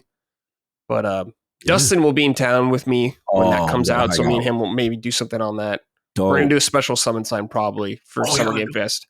Oh, that's fire. I like that. Me and Maddie did that one time. So when you think about doing, I don't want to spoil your thing, but I think about doing something special. Just me one-on-one probably with Dustin at my place. Yeah. He's bringing his camera and stuff like that. So that's the plan. It's going to be lots of stuff to talk about. Yes, absolutely. You have a lot of stuff to talk about. I will say doing that with Maddie, and like that was one of the coolest things we did In person? in person. Yeah, it is fun. Bro, it hits different. People were like, yo, we love it. And shout out to my man Teddy Ted who helped us out with the setup, and it's fun. I think you guys, if you can, you should do it. Oh yeah, we're going to, because I need episode's gonna come out, so we got to do it. Gotta do it. It'll be here, so we got to make it happen. So we're gonna do that. Fair enough, man. So yeah, DD Reloaded gives us some love to Mr. Matty Plays, the co-host, and Brad obviously the holding us down again. I affectionately call you the Swiss Army knife of this thing. Dude, I'll take it. That's a cool little nickname. Yeah, man. And like I said, thanks you for supporting LSM and Defining Duke and all the wonderful shows, Summon Sign, Punching Up, The Sacred Boys. What you got? Yeah, I got to give a shout out to the Duke audience. They've been very nice to me. Very, very positive. So it's been great. I appreciate the kind words from you guys. I know I'm not an Xbox dude. I am a substitute teacher in this thing, but you guys are still really cool to me, and I appreciate it. That is the difference. You're a gamer who That's plays true. games. Yes, I love video games. See, us in Xbox Nation, we like that. You play game, come on in. You know what I'm saying? Yeah. Now, you can play it where you want to play it, but we got stuff for you. Dude, I love Xbox games. I'm hyped for Ninja Gaiden 4. I'm pumped that they're involved in that game. Thank you, Phil, for making that happen. No doubt. Salute again. It defines Define Duke. Or Last Stadium Media. You can subscribe to the Patreon or the audio feeds, whatever you feel is best. But we got some of the best content, and go check out all the other programming on the network. That's all I got. Everybody take care of yourself. Enjoy your health is wealth. Be safe. And that's all I got. Peace. Defining Duke, an Xbox podcast, is a product and trademark of Last Stand Media and Collins Last Stand LLC, and is recorded from the United States of America. The show is conceived by Matthew Mr. Matty Plays Schroeder and me, Colin Moriarty, and is written and produced by Matthew Schroeder. Matty's co-host is Barry Lord Cognito Eversley. Defining Duke's executive producer is Dustin Furman. All of Last Stand's theme music is by Ramon Narvaez. As you know, all of Last Stand Media's shows, including Defining Duke, are fan-funded on Patreon at patreon.com/laststandmedia. The following names are at the producer support level on Patreon, and we're thankful for your kindness and generosity.